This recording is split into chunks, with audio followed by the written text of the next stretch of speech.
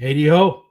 Hey, how's it going, Brian John? My friend from Crime Documentaries time. How you doing? I'm doing well, man. I gotta tell you, I just love the openings you have for these things. Like, they are just so well put together. I'm always so impressed by your production value. Well, you have to thank AJ for that one because he did that one. Well done, AJ. I dig it. It looks good. Now, if you're wondering where AJ is, he will be here shortly. He had to what would step you say? Away for some personal Step stuff. away. I mean, hey, we all got stuff we gotta deal with sometimes. It's all right, you know. Yeah. We keep on keeping on. That's all you can do. Yeah, exactly. I'm actually putting in a note here for our guest today. And most excellent. We are very excited to be talking to the guest today. Do you want to give a little background, or shall I? How do you want to listen? I don't want to take over your stuff like I usually do. You know how I like to snag the reins and just tell you to sit back and just be eye candy. That's what you're here for. Let me run my mouth. No, I'm kidding. I'm fine, but before we bring him up, I want to find out what's going on with you. What's new with you? I'm keeping on with the podcast, kicking it, looking for art clients, trying to figure out how I can transition more into the creative world space and less into the 9 to 5. You know what I'm saying? Like, Brian John, me and you got to talk about how you get into a talent agency we got to have a conversation. Well, it's interesting that you bring that up because I think eventually I'm trying to convince my agent to come up on the show to talk about that kind of stuff. Ooh, I would love to ask some questions and dig into that whole realm and how you get in there. I love it. See what I did there? Magic. I'm so excited to have this guest on the show. I'm so excited to talk to this guest today because I put writer twice.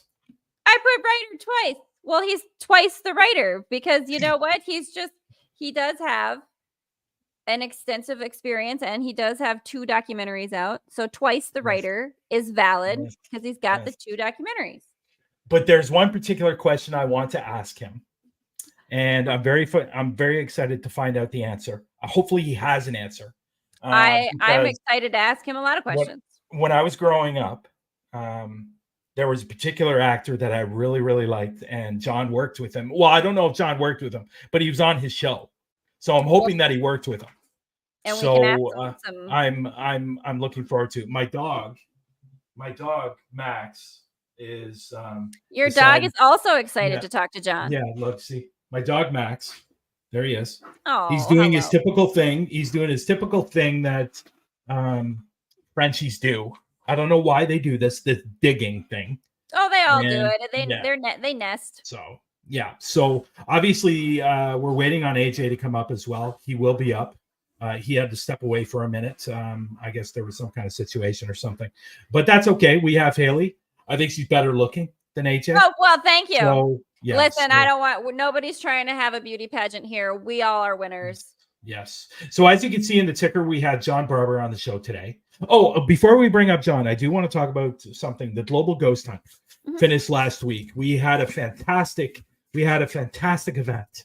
Fantastic event. I saw a lot of things going. Yeah, man. Everybody was a lot of investigations. A lot of investigations. And many congratulations to you, friend, on another successful event, though. Like, that's a lot to put together. I know you put a lot of effort into those things. I know that it's a thing that you are really passionate about, but it really is a stress. But hey, you pulled it off again, and good for you.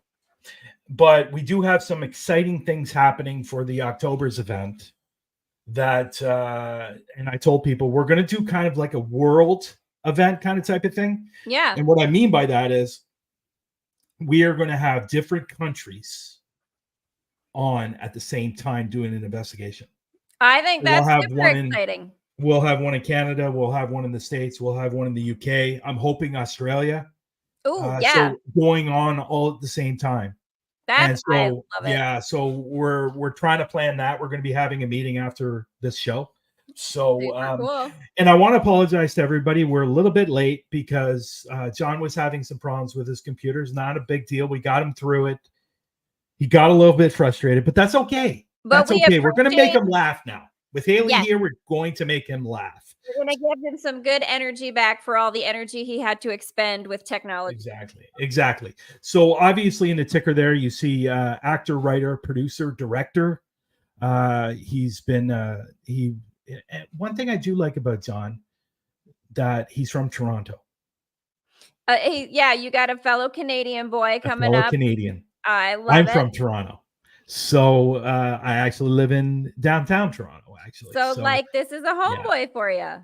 And you're probably wondering why we're having John on Crime Documentaries. Well, John was associated with or directed and did he direct? He directed and wrote, I believe. No, he just directed the JFK, the Garrison files or tapes? Garrison tapes.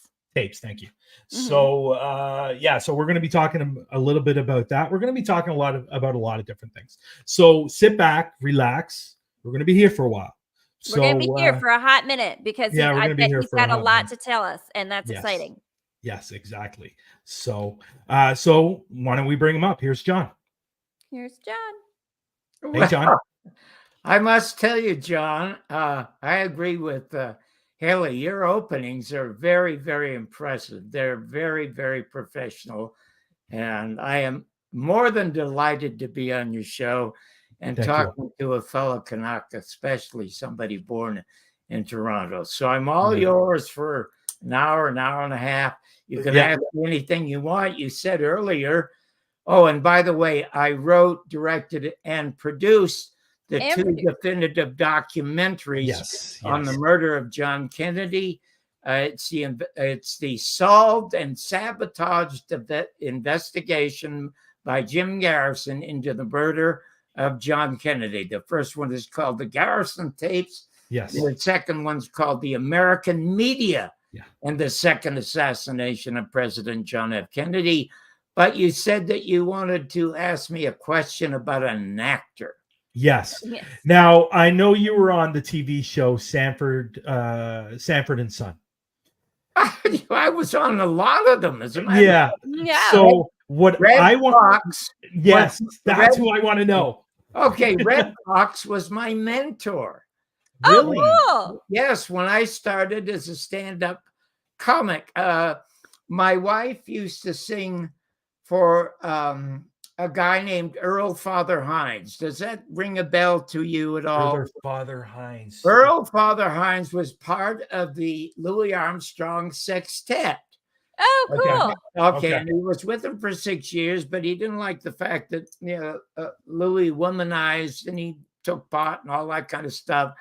So Earl went to San Francisco, started a big band, and my wife was the band singer.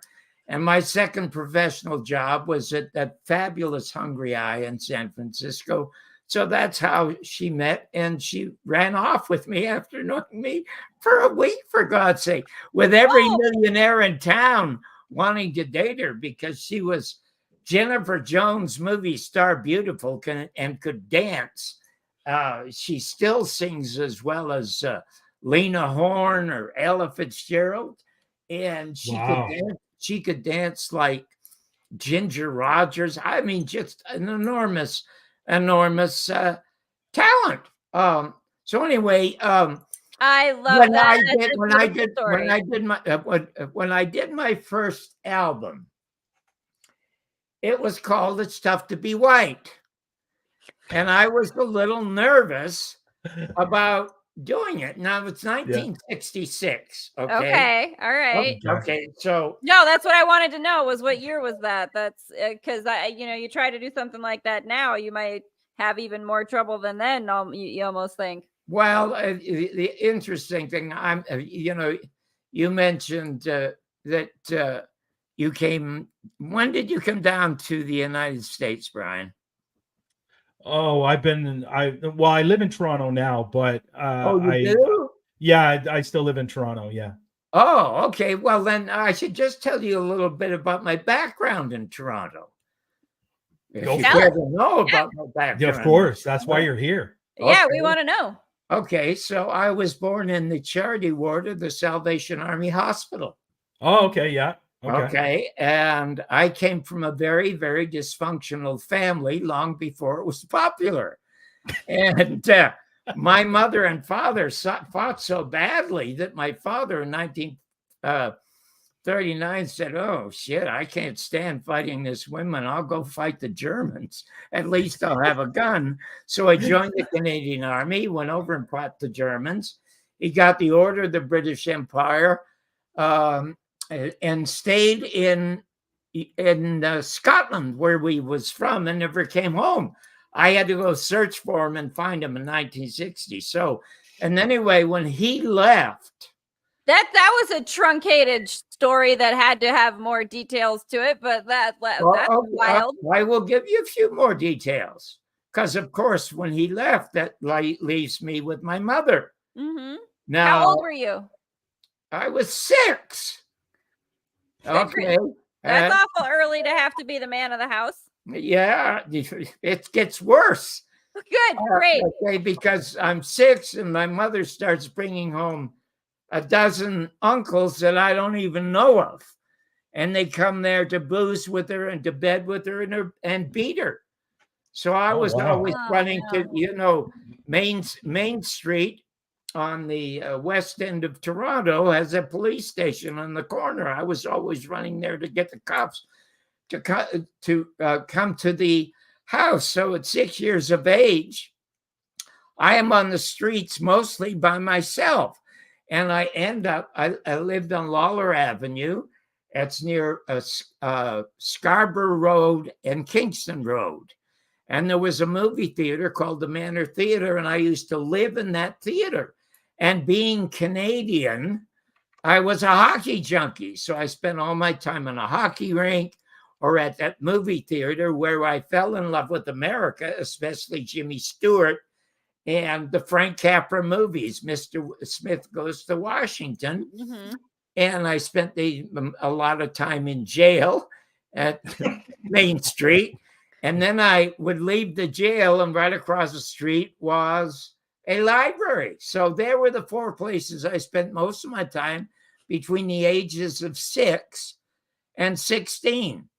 I was deported from the United States twice. So for what? For what? For being in the country illegally. That's for what? How else can you be deported? Okay. You just get out. Well, good. Okay. So you're just having all kinds of adventures all the time already. Yeah, that's right. So all the magnificent things that have happened to me. I mean, chosen by Jim Garrison over Oliver Stone to be his Boswell and to tell his story. And then I created the most popular and the most original show in American television, which was called Real People. All of this stuff happened by accident. For 4.5 years, I was Frank Sinatra's private writer. And of course, Red Fox was my mentor. Now I'll get to some Red Fox stories in a minute. And I'd love to hear them. And one of my very closest friends was Dean Martin. I was on his show a half a dozen times. I love that. Okay, so I got a million stories to tell you, but I'll tell you one about when I was a kid. Okay. Let me ask you this question. Okay. Red Fox. I've heard some stories about Red Fox. Yes. I don't know if they're necessarily true, but I heard a lot that he was a big time womanizer. That had no question about that. Absolutely. You're kidding. I mean, I'm guessing with old Hollywood, it's probably something that it was pretty frequent, right? Like not unusual. Well, and then sadly, success went to his nose like it does with a lot of people. But I'll get Red in a minute. Yeah. I spent the years between the time I was 12 and 13 to the time I was 17 when I snuck into the United States for the first time gambling. And everything that I could earn selling papers or stealing, and I earned a lot more stealing, I would lose in all these all night weekend poker games.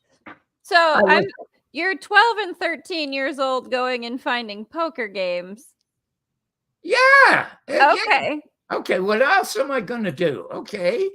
I mean, that's a lot more adventurous than I'm sure, what they call iPad kids are these days, right? Well, yeah. Well, in any event, I didn't want to be there because I was the first one to lose the money and the last one to leave. And the only reason I was there was not to make money, I realized. It was to make friends. Oh, sure. And I didn't want to have friends like that. So I went to the library across from the police station, Haley, and I got 2 books called Scarnier on Dice and Scarnier on Cards, and I memorized them. And in about 5 months, I won $750 in the early 50s. And I went out and bought myself a blue suit, a really nice blue suit. I want to show you. Oh, I love it. He's got pictures of his beautiful blue suit. Yes. This is my autobiography. It's called Your Mother's Not a Virgin. And it's a title that grew out of my first conversation with Jim Garrison when I tried to book him on my show. And the subtitle is The Bumpy Life and Times of the Canadian Dropout Who Changed the Face of American Television, which indeed I did do. So anyway, I put on my blue suit. I go to Niagara Falls and I just walk across. I have nothing with me. I won $750 in the early 50s, okay? I'm 17 years of age. That's a lot of money then. So immigration says, how long are you going to stay? And I said, well, I just want to see the American side of the falls. And they let me in. And I go to the train station, get on a train. I'm going to go to Vegas to become a gambler. That's why I came to the United States, because I wanted to be a gambler. Viva Las Vegas, baby, right? Yeah, but I never got to Las Vegas. The train was stopped by some kind of accident in northern Nevada. And so I think, oh, shit. The RCMP has told them, stop that train, arrest Johnny Barbour. Get that kid. Get that kid, he's wanted, which I was. So I got off of the train, and the nearest place I could get was Lake Tahoe. Okay. So I get off the bus at the Cal Neva Lodge. And my God, it was like a Technicolor movie for me. It's like walking into a set at MGM and, looking for Judy Garland and Mickey Rooney. And I walk in. Oh, I'm so overwhelmed by this. Everybody's dressed beautifully. They don't dress like that anymore. They all dress like they go to Walmart now. But just dressed beautifully. So I go to the end of the crap table. I start betting, and I'm doing okay. And I see people looking at me. I think, oh, God, they know I'm 17. They're going to call the law, and I'm going to go back. Then I notice the people at the bar are looking toward me. Then I realize they're not looking at me. They're looking behind me. So I turn around, and coming through those glass doors is Frank Sinatra, arm in arm with Sam Giancana, with his overcoat draped over his shoulders like an Italian Superman and 6 Italian Praetorian Guard. Everybody got deathly still. Now, Brian, a week earlier, I was in the Manor Theater on Kingston Road watching the movie As the Clouds Roll By. It's a Jerome Kern story. And you've all seen Sinatra in this white tuxedo atop a white pedestal singing Old Man River every bit as movingly as Paul Robeson. And then 20 years later, I'm his private writer. So anyway, I realized, and I was a successful gambler, and my game was blackjack. And then I had one at the time, but there was no reward. I wasn't emotionally involved in it. Mhm. Like Haley wanting to get, into whatever she wanted to get into because it would be more creative life. I Yeah. didn't want to live like this. So I cashed in my chips, got on a train, and went to Los Angeles and ended up in a boarding house. Now, Haley won't know anything about this, Brian, but you might remember in the early 50s, they had this horrible thing in America called Joe McCarthy and the Blacklist. Yep. I learned about it in film school. Does that count? Yes, that counts a whole lot. So I'm in this boarding house, and there are 8 people in the boarding house, all male. One of them was a guy named James Kirkwood, who had been a famous silent movie star. Tell you one quick story. I'll tell you one quick story about being there. I got myself into 2 acting classes, and one of them was during the day, and one of them was at night. So I also got a job, and I got a job at a place called Byerly's Orange, and they made orange juice and orange drinks. And I was assigned to separate rotten oranges from good oranges. Wow. Well, hey, that's the good egg and bad egg separation in Willy Wonka was important. So you're doing a good My job. only desire, I guess, it was to be an actor from watching all these movies. Yeah. I'm walking home one Sunday, and it's 7:00 in the morning. I get off, and the boarding house was a corner of Hollywood and La Brea. And around the corner down the street comes this Cadillac convertible. And this really handsome guy with dark hair. And as I get in front of the house, the car is on the other side of the street and pulls over to my side of the street and parks right in front of the house. And this sort of English accent says, "Hello." And I said, "Hello." And he asked me where I'm going. Was I at a party? And I said, "No, I was at work. Now I'm going to bed." And he says, "Have you had breakfast?" I said, "No, when I get inside, I'll have breakfast." He said, "Would you like to have breakfast with me?" All in an English accent. And I said, "No, thanks. No, thanks. I really appreciate it." He said, "Are you sure?" "Sure." I said, No, thank you very much." Then he drove off. And so I'm walking up to the door. I opened the door, and then I remembered the voice. It was Cary Grant. Holy crap. You just could have gone and had breakfast What with Cary the Grant. Yeah. And then, of course, when I became a mail boy later at Paramount, I ran into him again when he was making a movie with Sophia Loren. But I don't want to get into that. The story I want to get into is my first deportation. My first deportation. I love it. Okay, so let me get this straight. You met Cary Grant. You've worked with Frank Sinatra. You've worked with a lot of different people, and you want to talk about your deportation. Yeah, because it's really, how does a guy go from there to having the #1 show in America a few years later by accident? Nah. Okay, and I'm going to I'm going to tell you a little bit about myself. I know a lot about you. No, I was going to say, I love that we start as a gambler. We're a troubled youth, a gambler. Like, this is definitely you should be a movie already with your memoir. Like, how is that not a thing?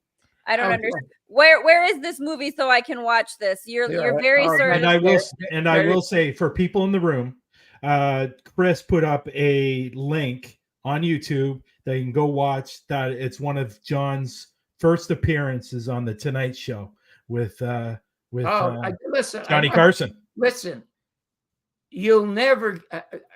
If we're here 9 hours, you'll never hear the story. So if we're here an hour, what do you got? An hour and a half? We got as long as you want. As long as you want. Well, let's try an hour and a half, because I didn't know that I had any talent or could do anything, or that I could be witty or anything. But I got to tell you something.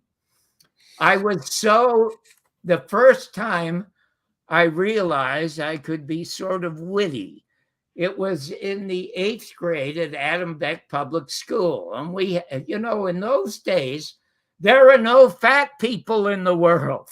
Okay. There was only Sidney Greenstreet on the movies. and my teacher, Hetherington, in the 8th grade, the only two fat people in the world.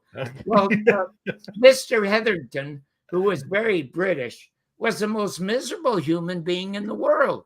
He had this special desk made and special chair because he was so fat, but he was a brilliant teacher. And that's one of the reasons I liked him. But the class had to listen for 5 minutes every morning. Well, he complained about his life, his wife, his kids, and he complained about everything. And one day, he leans down, he starts rubbing his leg. He said, "Oh, God, my leg is swollen." And I said, "How can you tell?" Well, he rushed down and he grabbed me by the ear, and they had corporal punishment then. And the ear was the mode of transportation from kids to the principal's office. Oh, geez. They beat the shit out of my hands so hard they bled. No. How can you tell? Okay, so now, because my father's gone and I have no mother because she's banging my uncles in Buffalo and Niagara Falls on weekends, and I'm all alone living on cornflakes, which I can't eat anymore. And I have 5 friends. We all play hockey, and one of them was the nicest kid I ever knew. His name was Don Lee, and he lived on Scarborough Road, 1 block over at Kingston Road, opposite a Baptist church. Yeah, and I know. I got so lonely. I went one day and knocked on the door, and I didn't want to phone because I thought they might say no. And Mrs. Lee answered the door. She, "Oh, John, how are you? What would you like?" And I said, "Would you adopt me?" She said, "Well, I can't do that. You've got a mother." I said, "Yeah, come on to my house. I'll show you I got no mother." So she's in Niagara Falls with my uncle or something. She said, "Oh, my God. Well, come on and have something to eat." And she said, "How we can't adopt you, but how would you like to go to church with us on Sunday?" No, that's cool. Well, okay. So I thought, I didn't know anything about religion. I didn't know anything about anything except I knew there was no Santa Claus, because at one time when I was 8 years of age and it was Christmas time and Miss English was asking all of the class if they all believed in Santa Claus. And they said, "Oh, yeah, they believe." And then she gets to me and she says, "You believe in Santa?" And I said, "I don't know." She said, "What do you mean you don't know about Santa?" I said, "I just don't know if I believe it or not." "Well, why don't you know?" I said, "Well, you take the N and rearrange it. It says Satan." Again, she takes it down to the principal and beats the shit out of me. Okay. So anyway, I mean, listen, you got a good punchline when you got haters. So you were just like hilarious from the jump is what that was. Well, it was self-defense. I didn't know it was funny, but here's where I realized there was something in me that created a sense of wit that came from someplace else. Sometimes now that I'm older, sometimes I think I'm channeling Mark Twain. Or even absolutely. Pardon me for being so arrogant, or even William Shakespeare, because I write a lot of poetry. But in any event, I said I would go to church with them, and she gave me a book, and I said, "What's this?" She said, "It's a Bible," and she said, "So you read that a little bit, and she said, and your prayers will be answered, and you come here Sunday and go to the church." So for 13 weeks, I went to the church with her. And the minister was really smart because he'd have these great sermons. And then afterwards, he'd take 1 minute so you could have your private prayer to God. And it was really a nice moment. So, of course, every minute I would pray that my father would be home. So the first few weeks, I didn't stay with Don and his mother and father for lunch. I would run home and open the door and say, "Dad, Dad." And it was an echo. He never came home.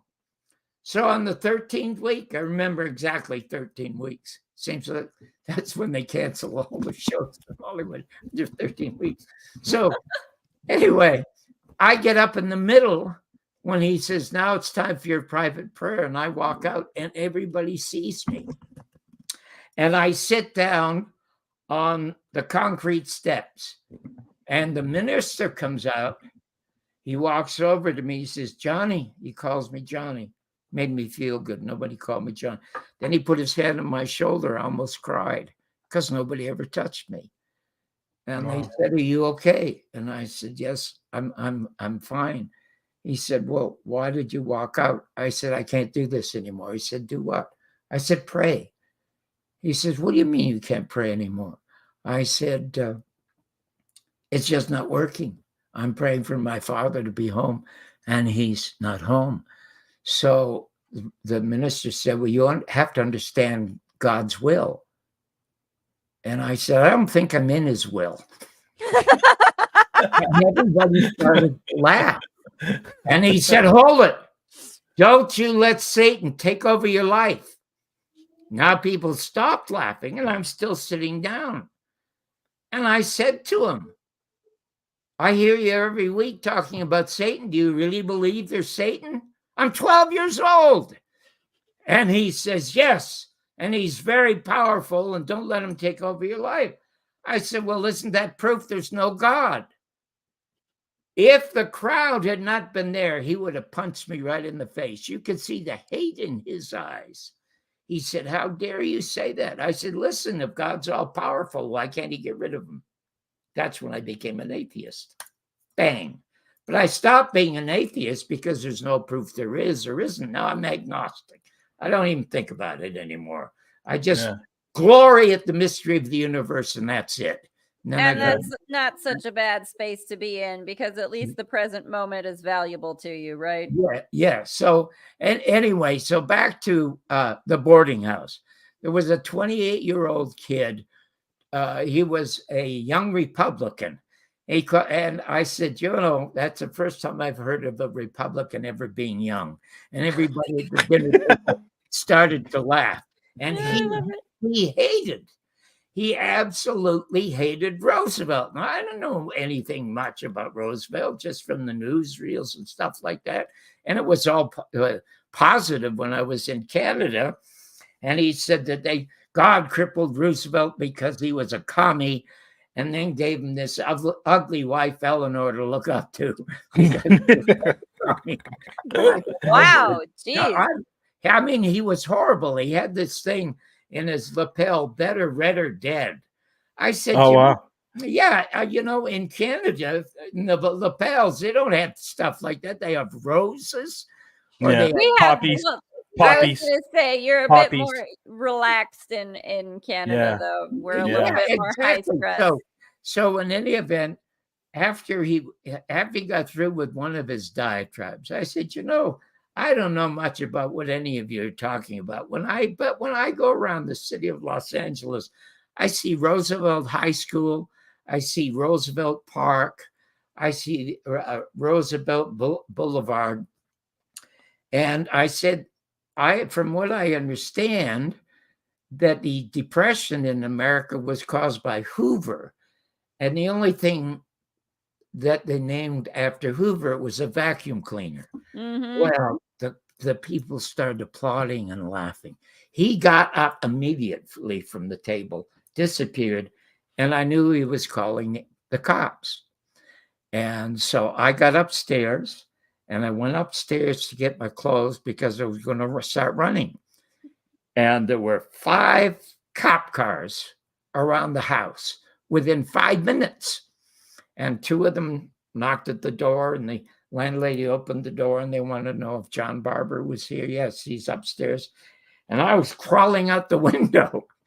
I was going to say, again, a joke so good that the law enforcement had to be called on you. Yeah, so they called me back in. They identified themselves as the FBI, and they wanted to see my visa. I said I didn't have a visa, and they said, well, how did you get into the United States?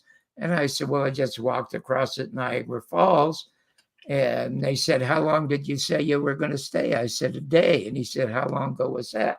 I said, 365 days ago. they took me down to the FBI.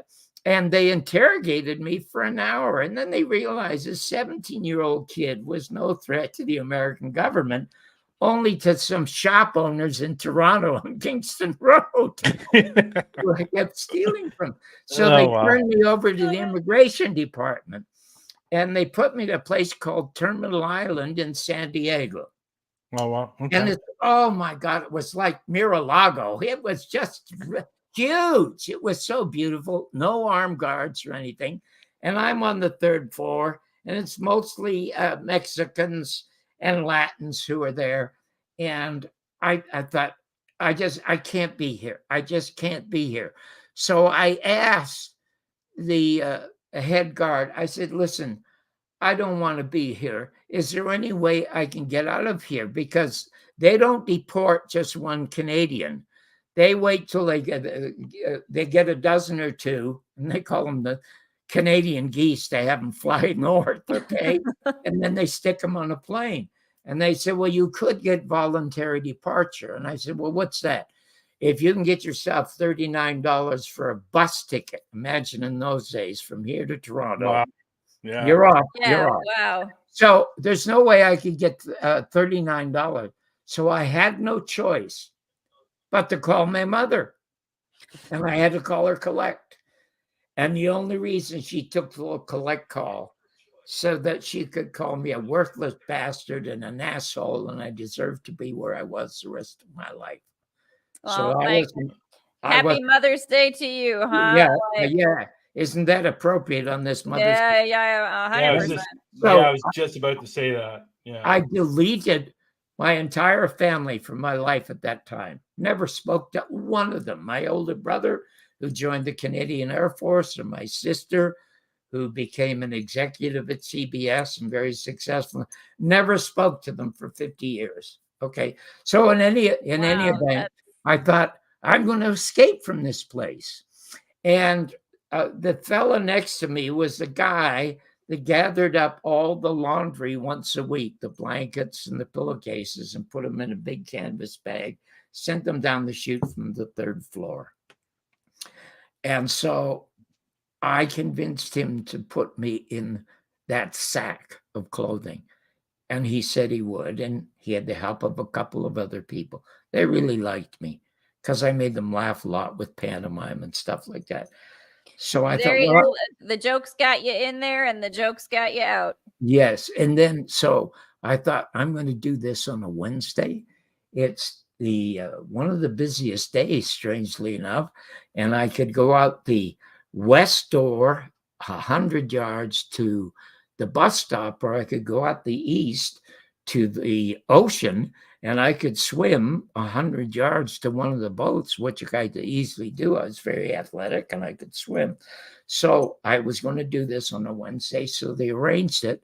And one of the Hispanics faked being sick, and he fell to the ground on the 3rd floor, and all the employees came over to help him, and they put me in the bag, in the sack. I love it. Clothes on me, opened the thing, and dropped me down the chute. I mean, this is your very own Great Escape. Again, your life needs to be a movie. The Great Escape. So I go down, I thank God I land on a pile of dirt clothes. I get up and I run to the door. It's locked. Holy shit, how could it be locked? Then I run to the other door that leads to the ocean. It's locked. I keep going back and forth. What is wrong? They have to be open. And then I sit down to think about what I'm going to do, and I fall asleep. And then somebody shakes me, and I look up, and it's a guy in a uniform. Well, what do we got here amongst all these dirty clothes? What are you doing? I said, trying to escape. Just be honest, why not? Yeah. So he says, well, too late. Come on upstairs. And they interrogated me for an hour because they wanted to know who my co-conspirators were. But I said, no, it's just me. It's just me. So when I got upstairs and got inside, every Mexican in there must have been 40 or 50, got off of their cots and thought, oh, shit, I hope he didn't say anything. And when I put my thumbs up that I said nothing. They sort of nodded. And then I said to the head officer, I said, "Hey, Jesus, Murphy," I said, "how come all the doors are locked?" And he chuckled and he said, "It's July 4th, America's holiday, and all the doors are locked." So from that day on, all the Mexicans called me Julio Cuatro. I got to tell you a cute story. So we'll fast forward. That's some pretty great timing right there. Yeah, I'm 17. Now we'll fast forward 20 years, 37. I'm now co-hosting the show I created. And I get a letter. The real world, right? The real world. Real people. It was called Real People. Sorry, Real People. And I get this letter. And they said, Mr. Barbour, he kept repeating this, "You have to be the guy that I saved at Terminal Island from the dirty clothes. My wife doesn't believe me. My kids don't believe me. My neighbors don't believe me. Please, you must tell me you're the guy whose life I saved." So I got this great 8x10 glossy picture of me with Sarah Purcell, who was one of our co-hosts. And I'm in this $600 suit. And I send him back a note saying, "I've been looking for you for years, because if you didn't find me, I'd either be in jail or I'd be a sailor on some merchant ship or something like that." That's hilarious. That's So- hilarious. I So love let that. That's so great. I want to ask you, I just thought of this question while you were talking. Was there any actor or actress that when you met them, you just went, "Holy crap, I can't believe I just met them"? Was there anybody that put you in awe? Well, I would say Cary Grant, and here's the other. I was in an acting class, as I mentioned to you, and we had this wonderful, wonderful teacher who'd had this great voice, who had been very famous on radio. And she was teaching us how to read coldly so that you could sound, like you were just ad-libbing it. Yeah. And there was a guy who sat across from me who was my age, sort of resembled me a little bit, never got up and did anything. And I would get up and read all the time.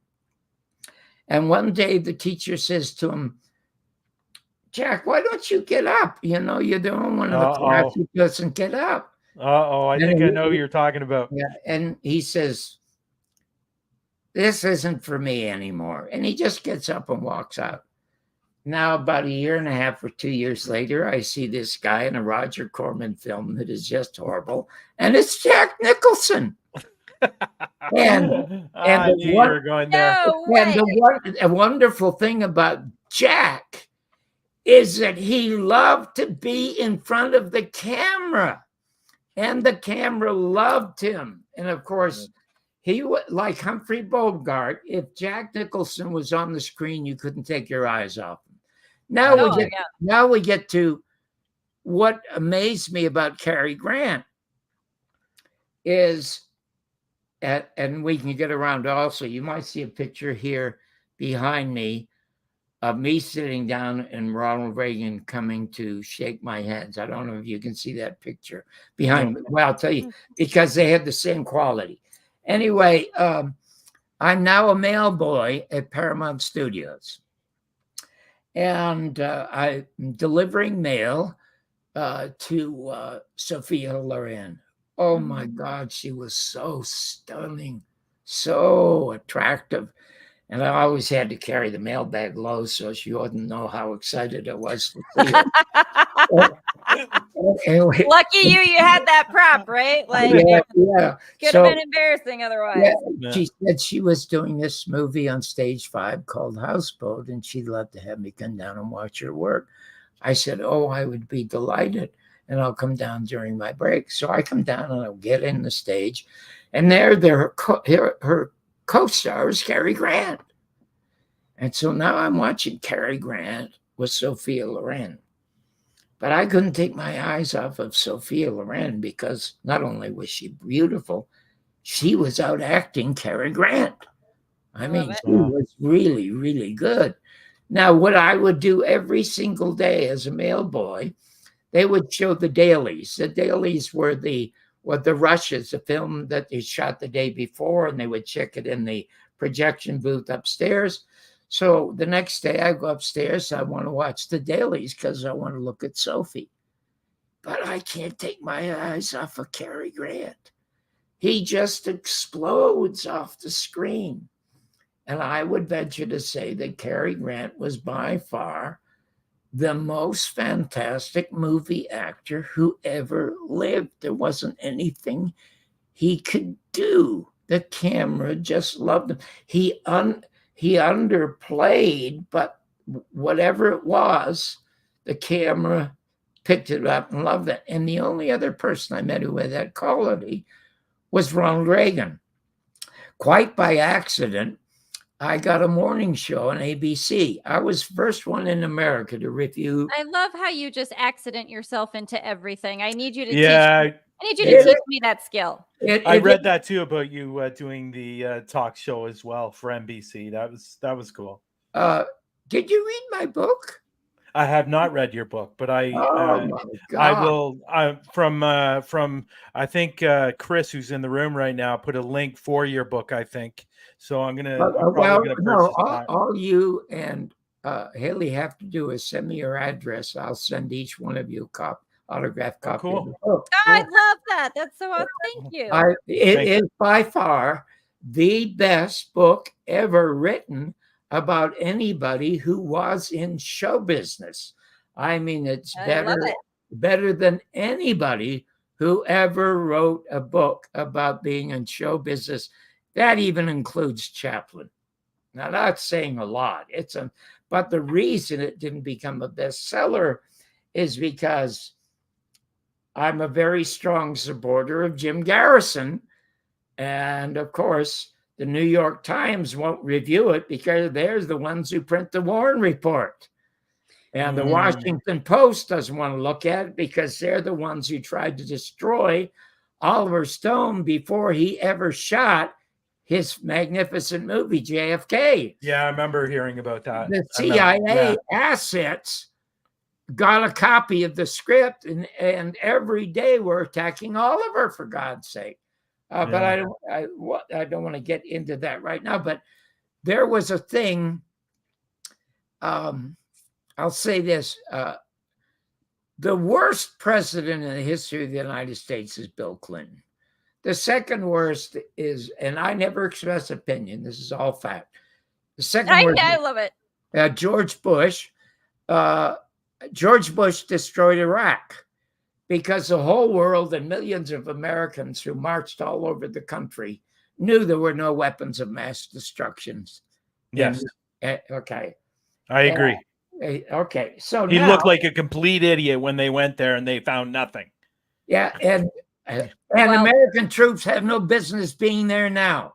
They should be gone. Okay. But the worst is Bill Clinton, because Bill Clinton, when John Kennedy was alive, there were 1,500 different owners of media in this country. And in 1996, Bill Clinton passed the Communications Act, which put all the media in the hands of 5 major corporations. There is no free speech in the United States anymore.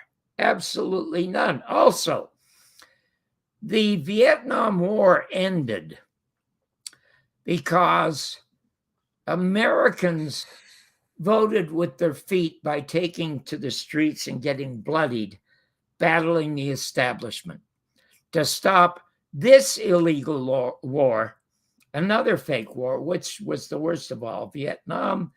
And it was the war that John Kennedy tried to stop, and the war that the CIA and the government murdered him over so that they could get in to Vietnam, which we might get to a little bit later. So the wealthy in this country didn't want to see their sons coming home in body bags.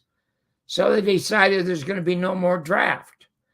Well, if you're going to have no draft, how do you get an army? Well, you fix it so they can't have jobs. Yeah. And so he signed NAFTA, which sent all of America's jobs over to Japan and the Philippines and China. Now, the other thing that he did was he repealed Glass-Steagall. You ever heard of Glass-Steagall? No. Well, during the Depression in the United States, Franklin Roosevelt had a socialist vice president. And in order to save America from another disastrous depression, they needed to pass some laws that would prevent Wall Street from gambling with public funds. And they introduced Social Security, a socialist platform. They introduced an 8-hour day, a socialist platform. They introduced workmen's compensation, a socialist platform. They introduced joining unions, a socialist platform. And it was only the Second World War that ended the Depression. And the reason we had a Cold War is because if you get 1 million troops, 1.5 million troops coming home, they make automobiles and refrigerators and radios. They're outmoded in a year. Oh my God. Mm-hmm. But you can make bombs that are outmoded in a minute. And so they create this fake war with the Soviet Union. The Russians lost 25 million people in the Second World War and had 80% of all their infrastructure from Leningrad to Stalingrad and Moscow totally destroyed. Jim Garrison said they were never, ever a threat. And you may remember when John Kennedy became president, Eisenhower's last speech warned us of the military-industrial complex. Mm-hmm. Okay. And we in the United States now live in a totally occupied country. Now, I don't know what Canada is like. All freedoms have absolutely disappeared in this country. And same thing with Canada. Justin Trudeau is the only way I can describe Justin Trudeau, he's like his father, Fidel Castro. Oh my God. You know what? I've read that a lot because they look alike, you know? Yeah, well, I don't know if you know this or not, but apparently before Justin Trudeau was born, I guess Justin's father, Pierre, and his wife, Justin Trudeau's mother, went to Cuba and visited Cuba, and apparently Justin's mother and Fidel had an affair, and 9 months later Justin Trudeau was born. Oh my God, that is so interesting. And I love a salacious story like that. If you take a look at Fidel at 29, Justin Trudeau now, they're identical. Yeah, listen, I've seen that and read that a lot. But Justin, to add to that, philosophically, there's a whole lot of difference between Trudeau and Fidel Castro. Well, yes, because Fidel Castro. Let me tell you a couple of things about Fidel Castro that people do not know about. Okay. And he was never a commie. He was a revolutionary. He was not a commie, and he wasn't called a commie until he wanted to preserve his revolution. Now he said in 1959, 1960, now that we've taken over from Batista and gotten rid of the mafia, okay, so he institutes free health plan, free schooling,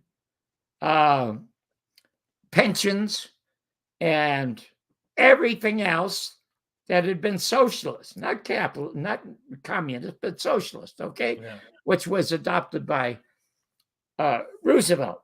So anyway, he said, well, we have to build industry. And the only way we can build industry is by having oil.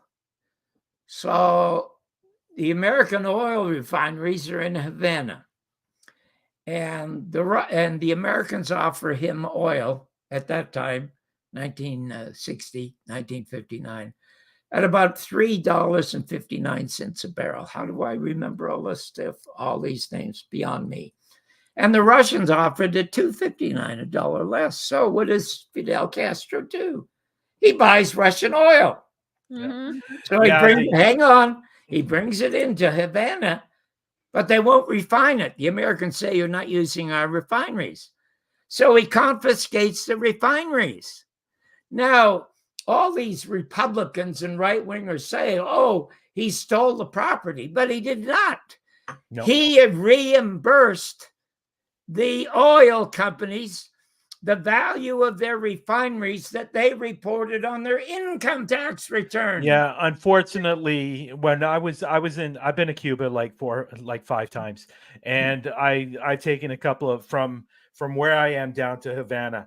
And one of the stories this woman always tells the people on the bus on the tour is how the Americans made us look bad. It wasn't us looking bad. Americans made us look bad. Hey, they hate Americans in Cuba. Yeah, okay. So I shouldn't go visit Cuba? Look what Martin Luther King said in 1968, and it's one of the reasons they shot him at the Riverside Church in New York. I hate to say that the greatest terrorist organization in the world is the United States of America. Look what they did in Iran in 1950, when the Iranians democratically elected a socialist named Mossadegh, and he confiscated British petroleum because they were only getting 10% of the profits from their oil. He said, no, we should be getting 90% for our people. And Eisenhower said to Allen Dulles, get rid of them. And they sent in the CIA and they got rid of them. Look what Salvador Allende did in Chile. Chile, he confiscated all these American corporations, and then he made them Chilean corporations for the people. And then Kissinger and Nixon said, hey, we got to get rid of them. And it was so obvious, the French put out an arrest warrant for Kissinger. Yeah. And so I have to. And America is by far the greatest terrorist organization in the world. Now look at, if we had equal justice under the law in this country, in one courtroom today, you would see Donald Trump on trial for humping Stormy Daniels and paying her $130. Okay, $130,000. He said he saw her porno movies and thought, oh my God, what a mouth. I wonder what she can do with that mouth.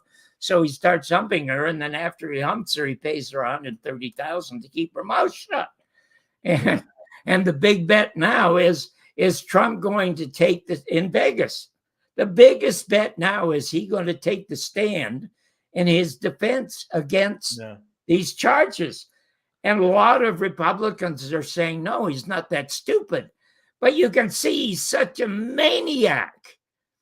For him to keep his mouth shut in that trial is as difficult as hookers in Nevada keeping their legs shut. You know that he's going to get on that stand and destroy himself. But if there were equal justice under the law, in another courtroom, you would find Joe Biden on trial as a war criminal for helping Netanyahu commit his genocidal crimes against the Palestinians. Yeah. Well, we're getting way off topic here. Yeah, but I thought this was funny what Chris said. Paid her to open it, then paid her to close it. Well, I mean, listen, it's an interesting thing for me. Like, and I kind of do. So I wanted to ask you about like how you kind of sort of came into maybe this more political sort of sphere, or researching these sort of things, or having that interest from like a comedy perspective. But it because if you're looking at like the Stormy Daniels situation, like, JFK had his own little scandal with Marilyn Monroe, right? And you've seen the sort of media depictions of these things and the different times and cultures. All A-type male personalities do that. My hero, of course, is Jim Garrison he married his mistress, okay? John Kennedy had numerous affairs, okay? But it had nothing to do with how well they did their job. And I got all into all of that by accident. I had no interest in it, but I did have, I want to tell you, I guess, how I met Jim Garrison and how I got my first morning show. Mm-hmm. First I'll tell you a little about Red Fox, because you asked me about Red. Yes. Okay. Do you remember the name Merv Griffin? Yes. Oh yeah. Yep. The Merv Griffin show. Yeah, it's awesome. Wonderful, wonderful. Yeah. And I was on his show a half a dozen times, and I became his favorite. And when he signed to go with CBS to go against Carson, he recommended me as his replacement. Wow. And it came out of nowhere. My wife was expecting. I couldn't get a job because I was so controversial. All of a sudden, I'm getting all this money every week because I'm going to replace Merv Griffin. And so I substitute for him. You can go to my YouTube and you can see me performing on Merv Griffin's show.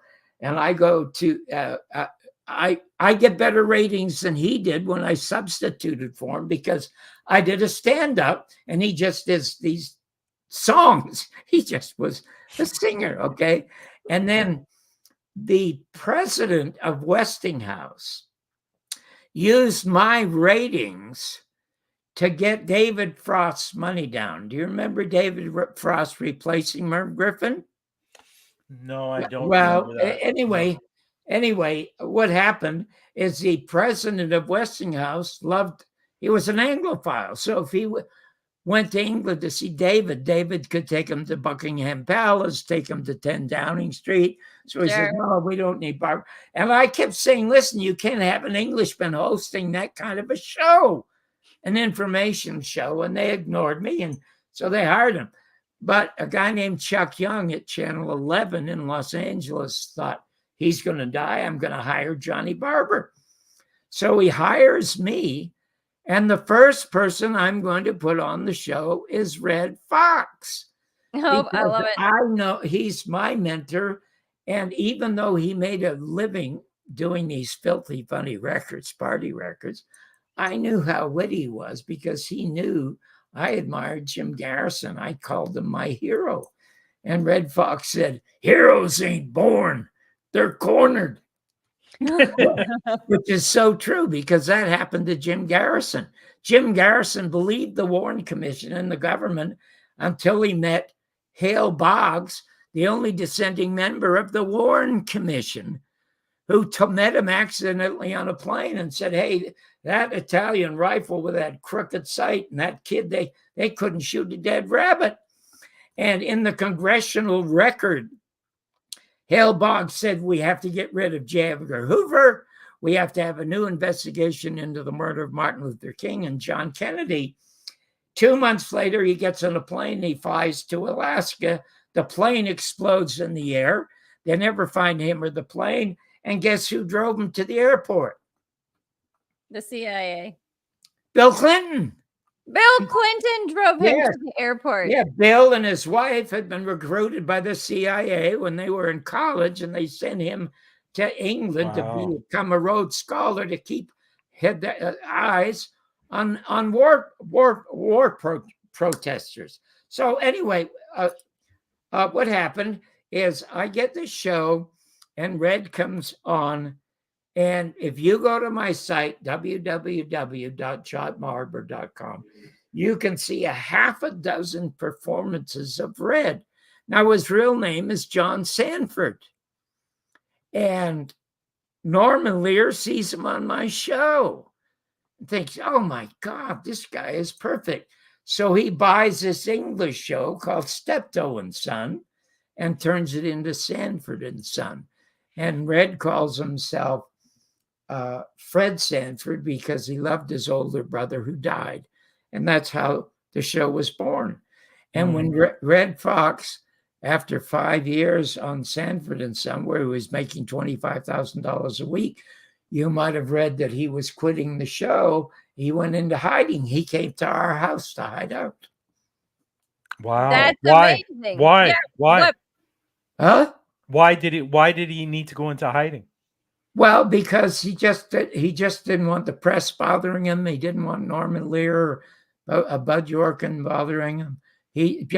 But the really sad thing about Red, and I loved him dearly, is that success went to his nose and the women went to his crotch. Yeah, it's too bad, because he could have done so much. But he and Jackie Mason were two of the wittiest people I had ever met. Jackie Mason. And now I eventually lost that show, and there was a movement in Los Angeles by 20,000 Mexican Americans with Chicanos. They call themselves Chicanos. They were protesting the license of ABC television, and they were protesting at the police station. They were protesting at the courts. There was not enough Hispanic representation in Los Angeles, in the media or in the law. And they used to have what they called the fairness doctrine. So if you had a Republican on, as I did with Governor Reagan, I had to have a Democrat on. Then I had to have a Nazi on. Anybody who could get 5% of the vote. You do not have a fairness doctrine anymore. You do not have equal time anymore. And it was destroyed by Ronald Reagan because of the fact that Jim Garrison was sabotaged by NBC when they tried to get his prime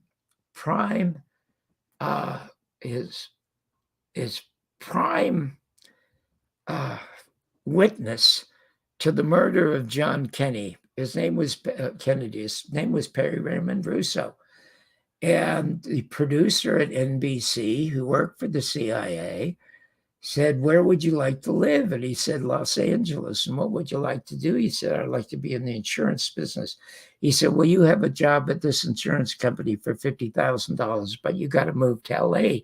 But you have to go on camera to say that Jim Garrison is lying when he says that you were testifying that you and David Ferry and Clay Shaw and Lee Harvey Oswald were talking about triangulation in the shoot of John Kennedy in Dallas." So he called Mr. Garrison and said, "What should I do?" And Jim said, "Would you wear a wire?" He says, "Yeah, I'll wear a wire."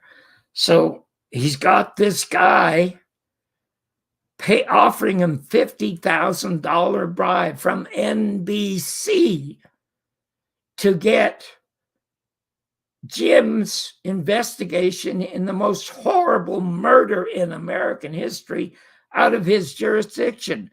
That guy and NBC should have lost their license. That guy and the president of NBC should have all been imprisoned, but all they could do because of the fairness doctrine was give him equal time at 11:30 at night. And some of it is in the second documentary, and Jim Garrison proves Oswald did not even fire a shot, took a paraffin test, which shows whether or not you held a rifle even, okay? So when Reagan saw this, he said, "Oh my God, we can't have this shit called truth on television." And then he killed the fairness doctrine. America is a terrorist state. I hate to say that, but why can't I want to get back to show business? Anyway, these 20,000 Chicanos are protesting. And there was a fellow named Mario Machado in Los Angeles who looked like Cary Grant, the most best looking man I ever saw in my life. Beautiful voice. He could speak 5 different languages. He could speak Chinese. He could speak Mandarin. He could speak Spanish. Oh my God. He was everybody's ethnic. And I was working with Steve Martin in a place called the Ice House to develop my act. And afterwards, Mario calls me over and he says, "Hey, John, I just left ABC. They're auditioning for hosts for a morning show because the pressure from the Mexicans is getting so strong. They're going to kill the cartoons. They're going to do a 90-minute morning show live about news as a SOP to the FCC. You should go and audition." The producer's name is Brad Lockman. And I said, "Why would you? Hey, the job's going to be yours, Mario. I mean, you're Hispanic. You're everybody's ethnic." He said, "John, I can read great, but you can talk great.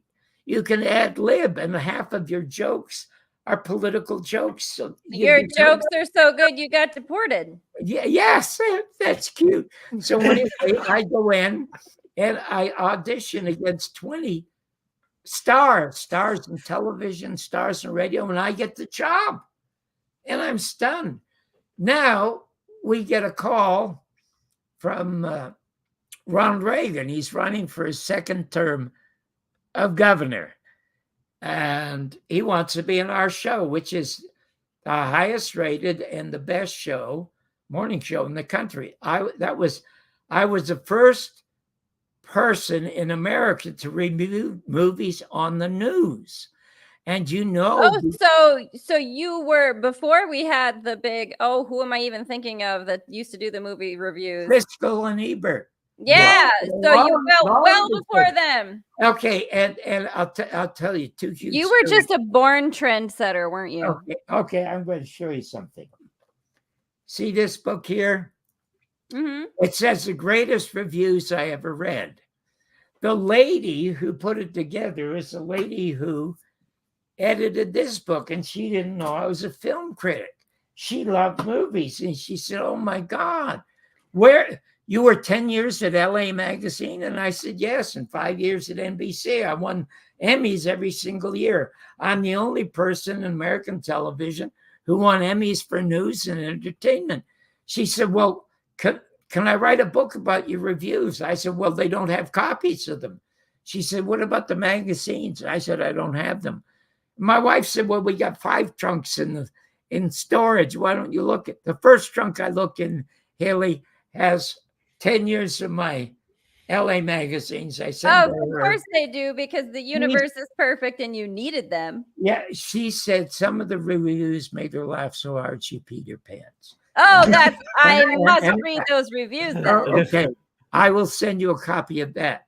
That's my kind of laughter right there. Okay, so, and I'll tell you 2 stories about 2 of the reviews, because I'm also the only one who had the Supreme Court rule on one of my movie reviews. Excuse me. Explain this. I need this story. I will, after I'll tell you the Ronald Reagan story. Okay. So anyway, Reagan wants to come on the show, and we're live. And so I'm sitting at my desk. He comes in with 5 of his entourage. And of course, his press agent comes over and he looks at my desk and he said, "Where's the piece of paper with the questions?" I said, "What do you mean? What piece of paper? I don't have a piece of paper." He says, "Where are the questions that you want? You must have at least a dozen questions you're going to ask the governor." "What are you going to ask the governor?" I said, "I have no idea." He said, "Well, you know, the governor, he's not going to come on if you don't give him know that he's going to do that." I said, "Listen, I just want." So he goes over and he tells Ronald Reagan. And Ronald Reagan shakes his nose and waves goodbye to me. And the guy comes back and he says, "We're sorry, we're going." I said, "That's fine." I said, "We're live. And what I'm going to do, once you get out the door, I'm going to open the phones. And I'm going to tell the audience exactly what happened. You came in here with Ronald Reagan, and Ronald Reagan wanted to see the questions in advance. I didn't have them. And I will just open up the phones and let the folks talk to me about Ronald Reagan." So he goes back and he tells Reagan, "Oh, shit." And Reagan looks over, he runs over like this. Here is a picture of me behind me. I'm sitting down. He's shaking hands and standing up. He said, "John, I have no idea what's going to come out of our mouths, but I can't wait to see what happens." I love it.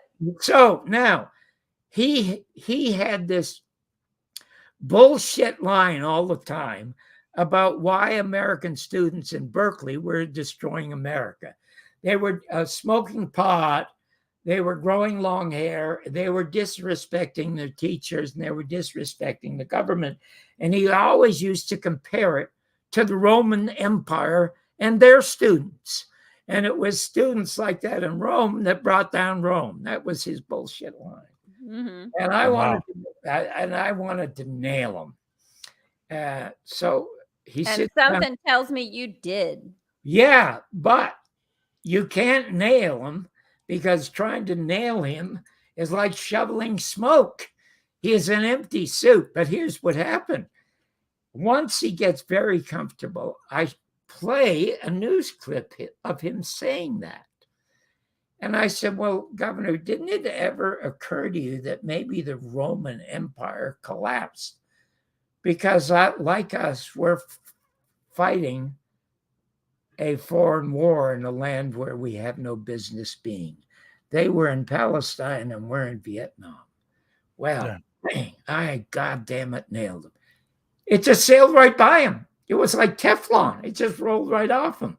Now, when the show was over, I never looked. I'm like Richard Burton. I never like to watch myself on camera, but I wanted to watch Ronald Reagan.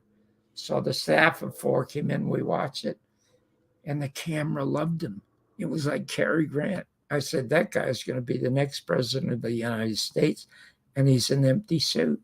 And he was the next president of the United States. And do you know, Haley, in the 30 years or 40 years I've been legally in the country, I have successfully predicted every presidential election. I was the first one on the internet that said, Vegas should be betting on you and having bets on your but it's not because I'm a political guru. I am not. I'm a comedian. So as a comedian, you write jokes about both sides. So I wrote jokes about Trump, and I wrote jokes about the Wicked Witch of the North, Hillary Clinton, who should have never been a candidate after she said about Gaddafi in Libya, we came, we saw, we murdered. Ha, ha, ha, ha. I mean, Bernie Sanders should have just shown his audience that, and she would have never been a contender. But everyone in the media in this country, ABC, NBC, CNN, MSNBC, they all predicted Hillary as president. And I said, no, it's going to be Donald Trump. And it was Trump. Yeah. I'm kind of curious, John, do you think John F. Kennedy would have been the best president ever? There was no question. It would have been the second best. The best by far was Thomas Jefferson, his idol. I remember a line, John Kennedy, when he took office, he had a dinner for Nobel laureates, Pulitzer Prize winners, just some of the brightest people in the world. They're like 50 people he gathers from around the world. The most intellectual people on the planet are there for dinner. Can you imagine Biden or Trump having that kind of crowd there? And John Kennedy gets up with a glass of wine and said, there's never been this much brain power in this room since Thomas Jefferson dined alone. Oh, I love that. I mean, my God. Wow. Smart a man he was. Yeah. Let me ask you this. I know we want to get a couple more stories from you, but let me ask you then, having seen as many leaders, world leaders, presidents of America and various other world leaders as you have, what would you say makes a good leader? What is it that we need in leadership that would have made John F. Kennedy so that, what was it that made him great? What is it that we need to look for? Well, a lot of people ask me, what is it that I admire people? I admire intelligence. I admire talent. I admire a sense of humor. Mm-hmm. But that all is trumped by character and courage. You could be as dumb as a doorknob, but if you have character and courage. And John Kennedy had them all. He knew he was going to be killed. He talked about it often. He absolutely knew that he was going to be shot. I was born a year after he was shot. A year after he was shot. So obviously I didn't get to see him, but we always hear lots of stories about John F. Kennedy and what kind of person he was. Not about the political stuff, about him as a person. He was just a great human being and loved people. Yes, and his brother was the opposite. His brother worked for Joe McCarthy, for Christ's sake. But there was an evolution in Robert Kennedy after his brother was murdered, and he became Cesar Chavez's best friend. He saw that he knew the CIA had murdered his father, but he wouldn't go public with it. And Mort Saul, a comedian who came from Canada, born in Ottawa, became an investigator for Jim Garrison. Wow. And I knew Mort really, really well, because when I did my first album, It's Tough to Be White, Dick Gregory did the liner notes on one side, and Mort was going to do them on the other side, but I can't get into the story about why he wouldn't do them. But Jim Garrison said, Mort, you tell Bobby to go public with the fact of the things that he knows about the CIA murdering his brother, and it will save his life. And Bobby said, no, I have to become president first. And Jim said, no, they're going to off you. And they offed him. Yeah. Now there is a theory out there. And now I'm glad we're getting into the JFK stuff. There is a theory out there that, and hopefully you can clear this up. There is a theory out there, because I think it was about 2 months ago. And apparently this has been out for a while, but I only just saw it a couple of months ago. When you're watching the film of him driving down the street before he gets shot, you can actually see, if you take a look in the background, because we were talking about this before you came up, John, if you take a look in the background, there's a tree, and it's not hitting the ground. They were actually showing that the film was actually doctored, that it's not real, and the actual gunshot came from possibly the driver, not from Oswald. That the driver did it is absolute and total nonsense. Okay. The driver had nothing to do with it. What the driver did is he did stop the car to make it an easier target. I'll tell you two things about the murder of John Kennedy that are going to quite startle you. In the Warren Report, Clint Hill, who was one of the Secret Service, said there sounded like an echo. Now, this is how smart Jim Garrison is. He accidentally meets Hale Boggs, and Hale Boggs tells him, hold it, that kid didn't do it. Jim believed it. Jim was an FBI agent. He was in the military. He was one of the people who liberated Dachau in Germany. And it's one picture he has in his office. He says, never again. I mean, he was the most brilliant and involved human being I ever met, with a great sense of humor. I just absolutely loved the man, okay?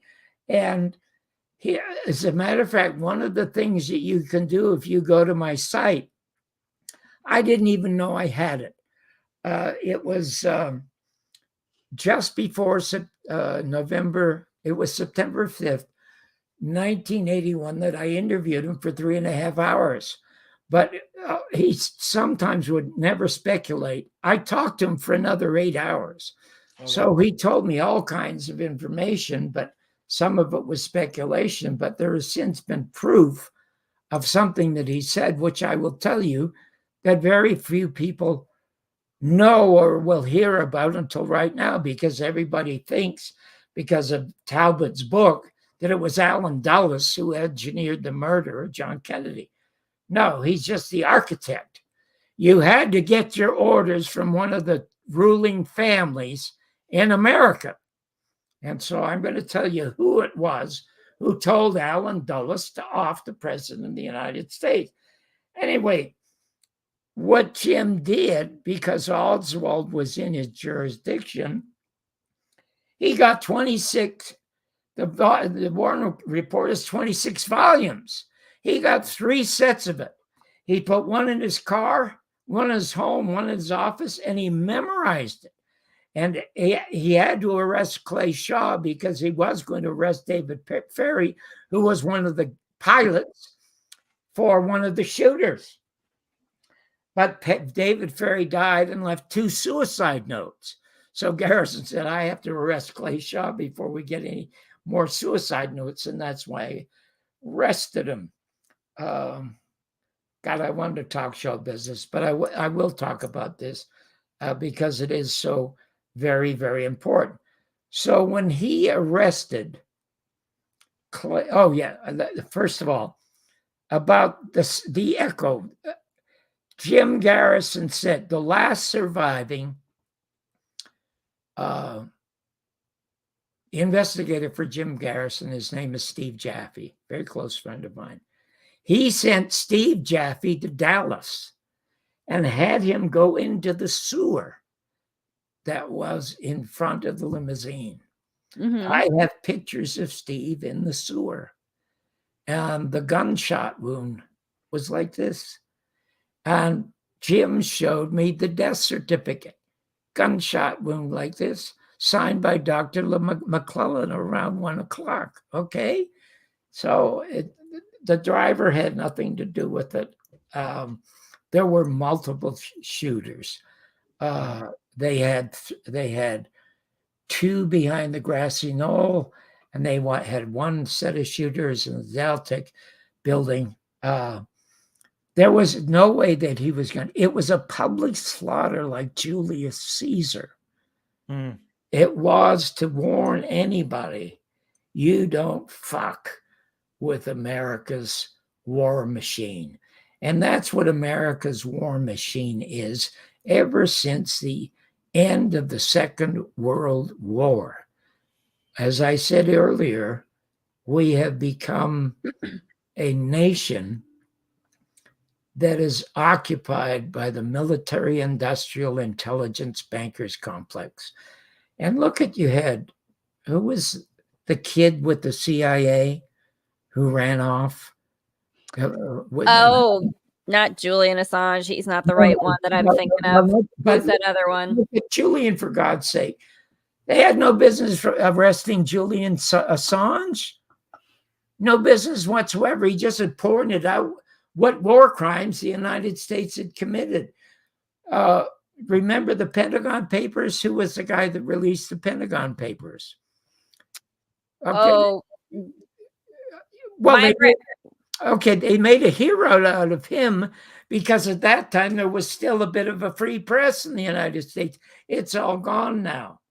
And I can't remember the name of the really nice kid who left the CIA and went to the Soviet Union. And he says, we know about every single human being in America, everything about them. And they do. I don't know if you have this. If I go on Amazon and I buy just one thing, I get 100 emails from other companies telling me they got shit they want me to buy. Oh, that's because most companies today, like, I'll tell you an interesting story. This was years ago. I was with a company, they sent everything fax. Okay. So, which I thought was really interesting because fax was really quite dead.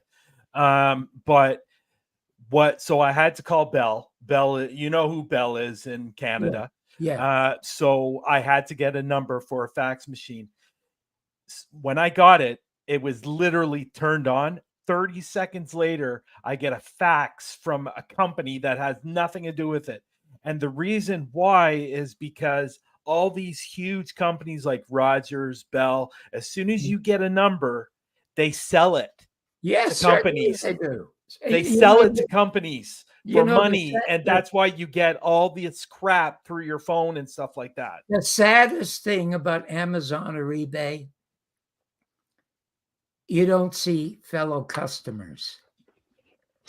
The human element is removed. It is totally removed from America and most of the rest of the world, that human element. I want to tell you the story about the guy who to let everybody know, if you get a new cell phone, if you get a new cell phone number, you got to tell the company, like Bell here, I want my number to be private. Because if you don't say that, they sell it to the open market.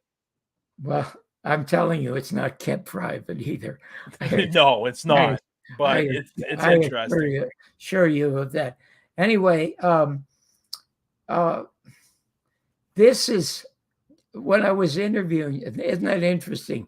John's killed on November 22nd, 1963. It's a date to remember, but I remember September 5th, 1981, because that's the day I put Jim Garrison on tape for 3.5 hours and then talked to him for another 8 hours. But the other thing is I wanted to say, if you go to my site, you can see the first documentary called The Garrison Tapes for nothing. The second one, which is much, much better, is called The American Media and the Second Assassination of President John F. Kennedy. But the day before that I left, I got a phone call from Mr. Garrison on his deathbed. And I don't remember it. And when he made the call, September 4th, 1981, there were no cell phones, but there were answering machines. And my wife, who was really smart as well as being beautiful, when the call came in, she pressed the record button. I didn't know she pressed the record button. So about 6 weeks later, 6 weeks ago, she says to me, you know, if you're going to go on the show and talk about Mr. Garrison, you might want to listen to this. I said, what is it? Here's this little 1/4-inch tape. I mean, holy smokes. That she still has. That she still had 40 years. And I said, well, it's got to be worthless. She said, well, let's listen to it. And there's Jim Garrison on his deathbed. You can tell he's dying. And it's about a 12-minute conversation with me. And he's wishing me luck and thanking me. I started bawling when I listened to it. So if you go to my site, I mean, aside from seeing me with Sinatra on The Tonight Show or Red Fox roasts and all the entertaining stuff, you listen to that, it's so moving. So now I'm going to tell you what Jim tells me off camera. He said, I don't like to speculate, John, but it was not Allen Dulles who was the architect of the murder of John Kennedy, in spite of all the good books and research about it. He was just the head of the CIA. I said, but hold it a minute. What do you mean? And Jim called him an employee. I said, hold it. The Dulles Bank during the 30s sent millions to Hitler, for Christ's sake. I said, so they're obviously rich. He said, millions of dollars to the owner of the country is a drop in the bucket. He is a hireling assigned to run the CIA, which is the Italian mafia for American corporations to go in and murder every democratically elected socialist around the world to impose the fascists that we impose on the rest of the world. That's literally a fact. Now, he said they had to keep an eye on John Kennedy. And the best way to keep an eye on John Kennedy is assign somebody to work with him. And he said the person they assigned to work with him to be his military advisor is Averell Harriman. And I said, Averell Harriman's like 72 years of age. He said he's one of the mega billionaire families, owners of the country, for Christ's sake. And they called him the crocodile. Now, you have all heard that during Vietnam, Eisenhower put 1,200 advisors in there. In my film, you see John Kennedy in October sitting with Walter Cronkite and saying, those 1,200 advisors, which Eisenhower put there, will be out by 1964. No Americans are going to be fighting in Vietnam. We'll give them their arms, we'll give them help, that no American blood is going to be spilled in Vietnam. He's on camera saying that. So anyway, Averell Harriman keeps telling Kennedy, you have to put more. You have to put more advisors into Vietnam. And Kennedy says, no, I'm not. I'm taking them out. And he's saying, no, you're not. He said, hey, hold on. I'm the president. You're not telling me, no, I'm not. He says, you're not going to take them out. So what he does, he goes to, it's Wikipedia Memo 243. He goes to the CIA and Henry Cabot Lodge, who's in Vietnam as the ambassador to Vietnam.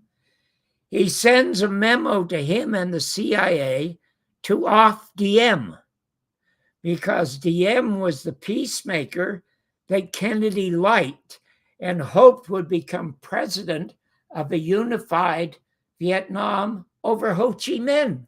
Mm-hmm. Okay? And Ho Chi Minh's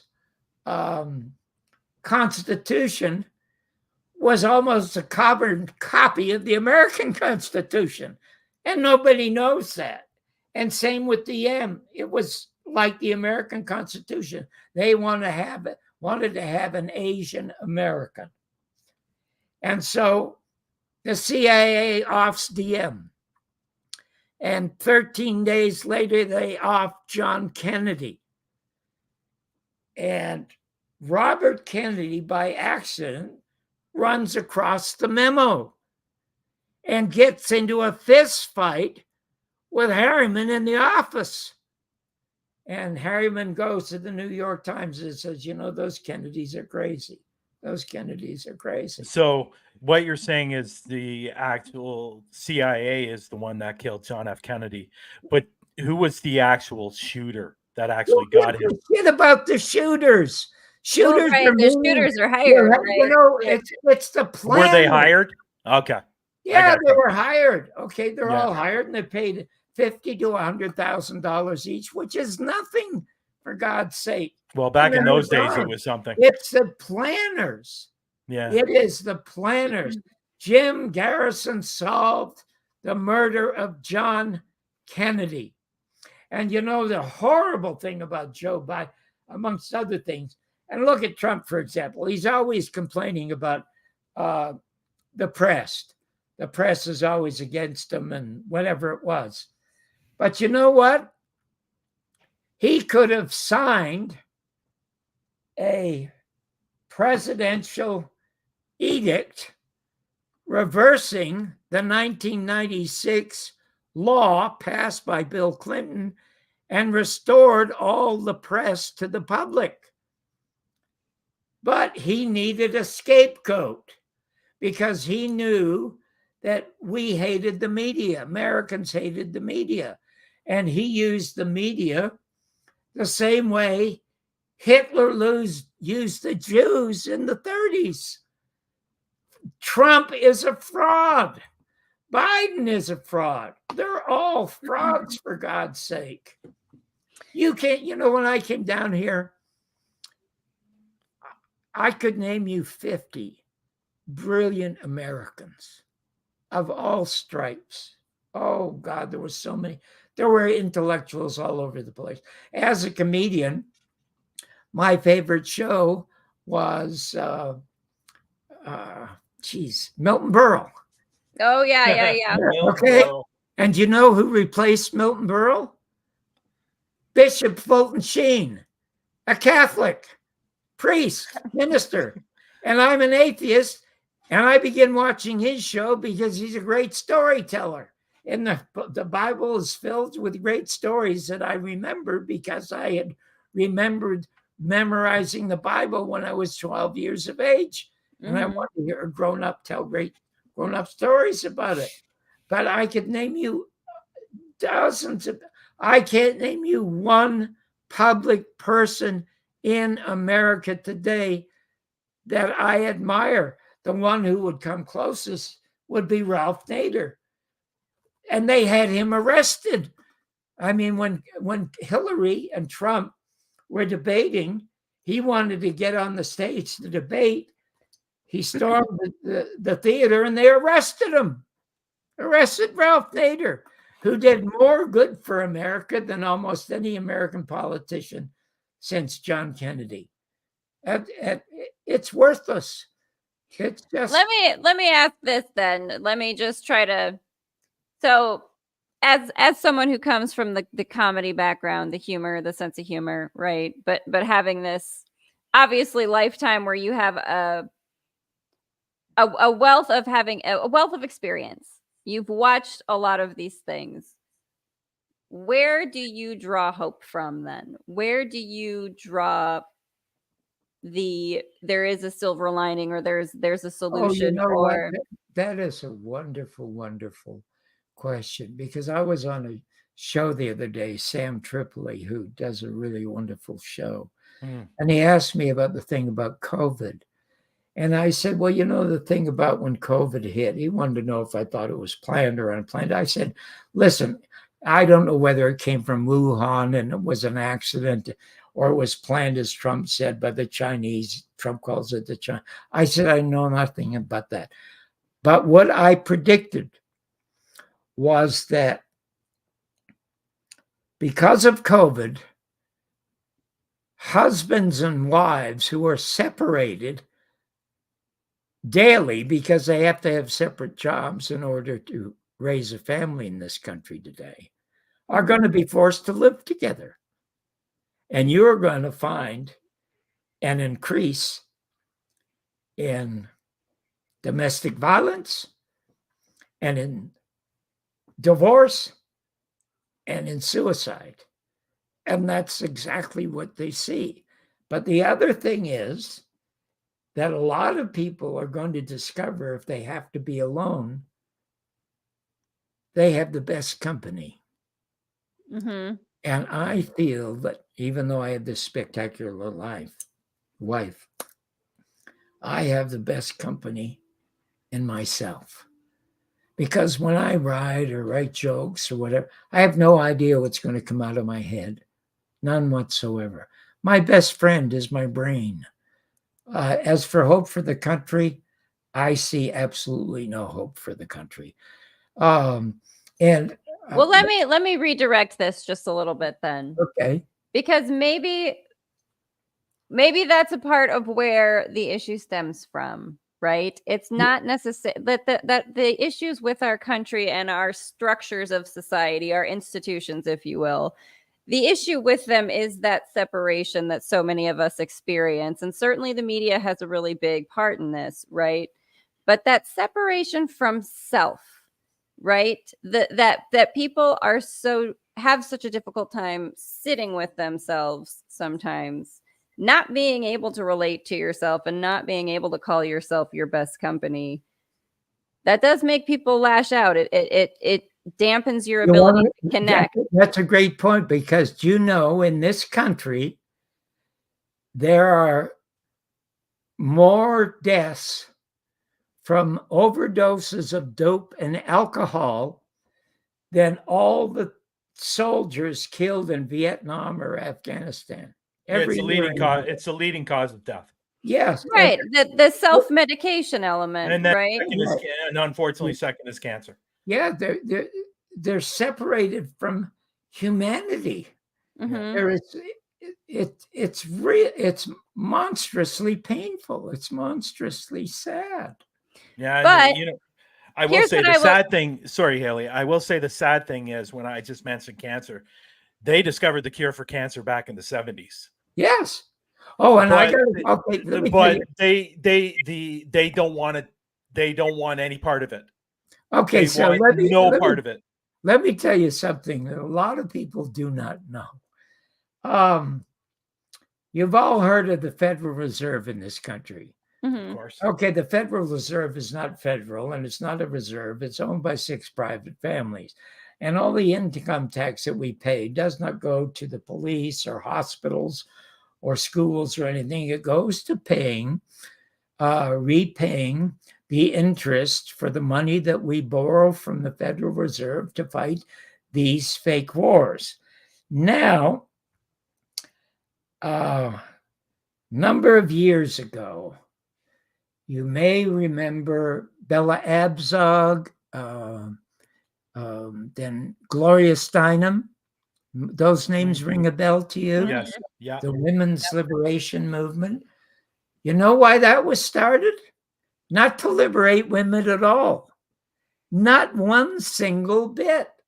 It's because the Federal Reserve, these 6 private families, wanted even more money. Now you have husbands working, you have men working. How do you get women working? Well, you create this women's liberation movement. Gloria Steinem worked for the Central Intelligence Agency. They funded her magazine. And so the idea was to get women out of the streets. First of all, it started in the 20s when they were trying to sell cigarettes. And they hired this great, brilliant guy named Bernays, who invented cigarette smoking for women. And now they're free, they can smoke cigarettes. They were going to do the same. They were going to get women to go to work. And you know that it is so brutal in this country. It takes a husband and it takes a wife to go to work to support a family of just 2 kids.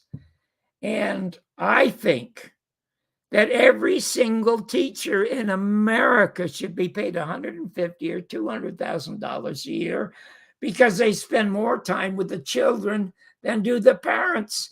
And it all started as a fraud. It wasn't to liberate women. Do women feel more liberated? Listen, talented women have existed forever. Cleopatra. Yeah, I can name you hundreds of talented women over the last 500 years who've written books, who've made movies, who've done everything and become successful because they had the talent. But what it was with Gloria Steinem and Bella Abzug and her likes, every young lady thinks, oh God, I got to be free. And they go out on the streets and whatever. It's just, it's crumbling. It's so sad because there is no community. There's no sense of community. That I think maybe that's part of it, right? Again, that the lack of connection to self makes you incapable of connecting to community in a deep way, right? And so again, just trying to look for that hopeful, the hopeful line. When I think about a lot of these things, I always think I'm really very excited about the youth of the entire world, really, right? The things that are so very different for them and the technology we have that is evolving so fast that we can barely keep up with it.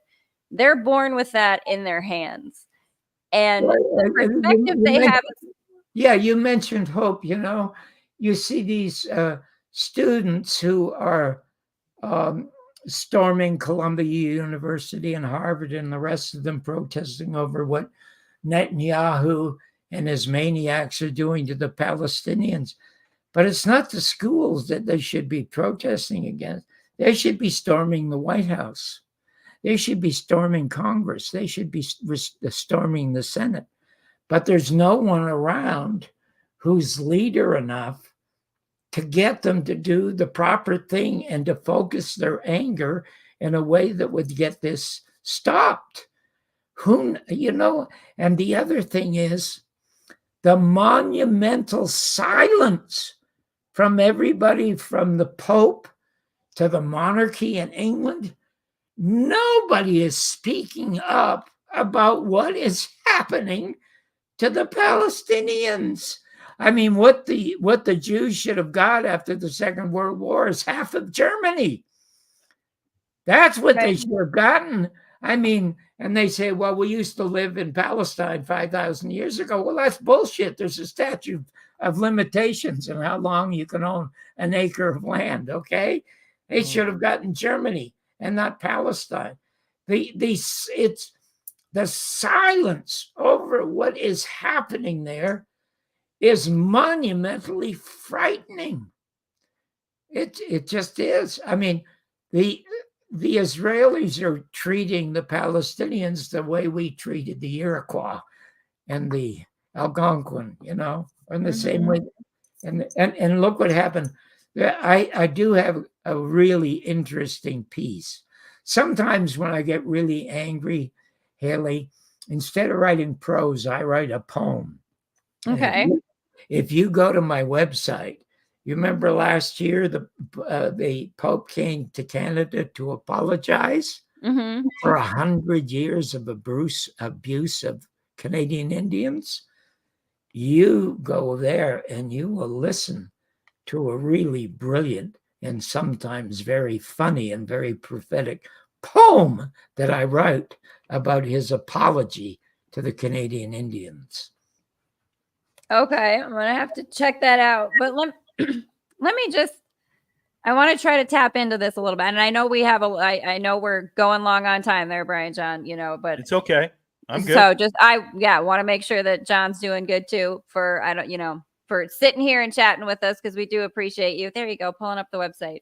Yeah, I'm gonna put it down here. Let me ask you this, because I'll be honest with you, John. You and I could probably have some conversations for long hours, and I hope that we can forever. I hope we can continue to talk, because I've got that same element in me where I have the comedic element and I've got that pissed off person who wants things to be better for everybody. How do we tap in more, or how have you been able to use creativity or comedy to try to shift some of that energy for yourself? It is therapy for me. Are you kidding? When I write a great joke, oh my God, or I make a great observation, it is therapy for me. I mean, it's a joy, and sometimes I wonder where it comes from. So what I would like to do, it's weird. I would like to hopefully leave you with a laugh. Oh, I love it. And that's how I came to my first comedy album. I did two of them. The second one was called I Met a Man I Didn't Like, which is based, you know what? What would you rather hear? Well, I want to hear all of it, so you're going to have to join me on my podcast too. We've been talking forever, and I didn't want us to get into too much political stuff, but you can't help it anymore. Yeah, that's for sure. I could tell you a hilarious story about how I accidentally decided I'm going to do a comedy album called It's Tough to Be White. The second comedy album I did is called I Met a Man I Didn't Like, which is based upon all my film reviews. And the liner notes for that was written by Neil Simon, Joan Rivers, Burt Reynolds, and Paul Williams. Paul Williams. I love Paul Williams. What a lineup. Yeah, and if you go to my site, you'll see the best interview that Paul Williams ever did on my show. It's just John Barbour with Paul Williams. He's wonderful. He's hilarious. He's funny. And he said it's the best thing he ever did. Okay, now, I said, I'm going to tell you two quick stories. First of all, this book here, The Greatest Movie Review. I said I was the only one who ever had a movie review ruled on by the Supreme Court. Yes. Now, I'm going to tell you that story, and I'm going to tell you the author, Carol Hennig, who wrote 6 novels, but she loved this, did this. She asked me a great question about what was the toughest review you had to do. And I said, of course, it was Deep Throat. She said, you mean you reviewed Deep Throat on television? And I said, yeah, but I didn't want to. She said, why did you do it? And I said, well, my boss said, Jacqueline Kennedy just saw it. And if it's good enough for Jackie, it's good enough for our viewers. So, oh, Lord. So anyway, the first one about did you ever see a movie called Soylent Green? No. No, but I know the name. Okay, Soylent Green starred Charlton Heston, and it's wait. Yes, I do know it. Okay, yes. Yeah. Now it was the 70s when they made it, so it was science fiction. but it took place in the year 2022. And it's when the world, and especially America, runs out of food, but they don't run out of dead bodies. So they turn dead bodies into crackers. And they call it Soylent Green. And so we get 3 squares a day. But we don't know that it's okay. Oh, wow. Okay. Yeah. Anyway, it was just a god-awful movie. One of the worst movies I ever saw. The only movie I ever loathed or hated was Once Upon a Time in Hollywood anyway. But in any event, like when you bash something, as Don Rickles pointed out, you can get bigger laughs. And when I was on the 6 o'clock news, Monday, Wednesday, and Friday, with Tom Snyder, actors making stuff on the in the lot would come by just to listen to my reviews. Sometimes they would applaud, which they shouldn't do on the news, but they would, or they would laugh. And anyway, again, you're just too good for them to ignore the laugh line. Yeah, so I'm bashing this movie. And Haley, I'm feeling guilty. And I stop in the middle of the review and I'm live. And I said, folks, people don't deliberately make a bad movie.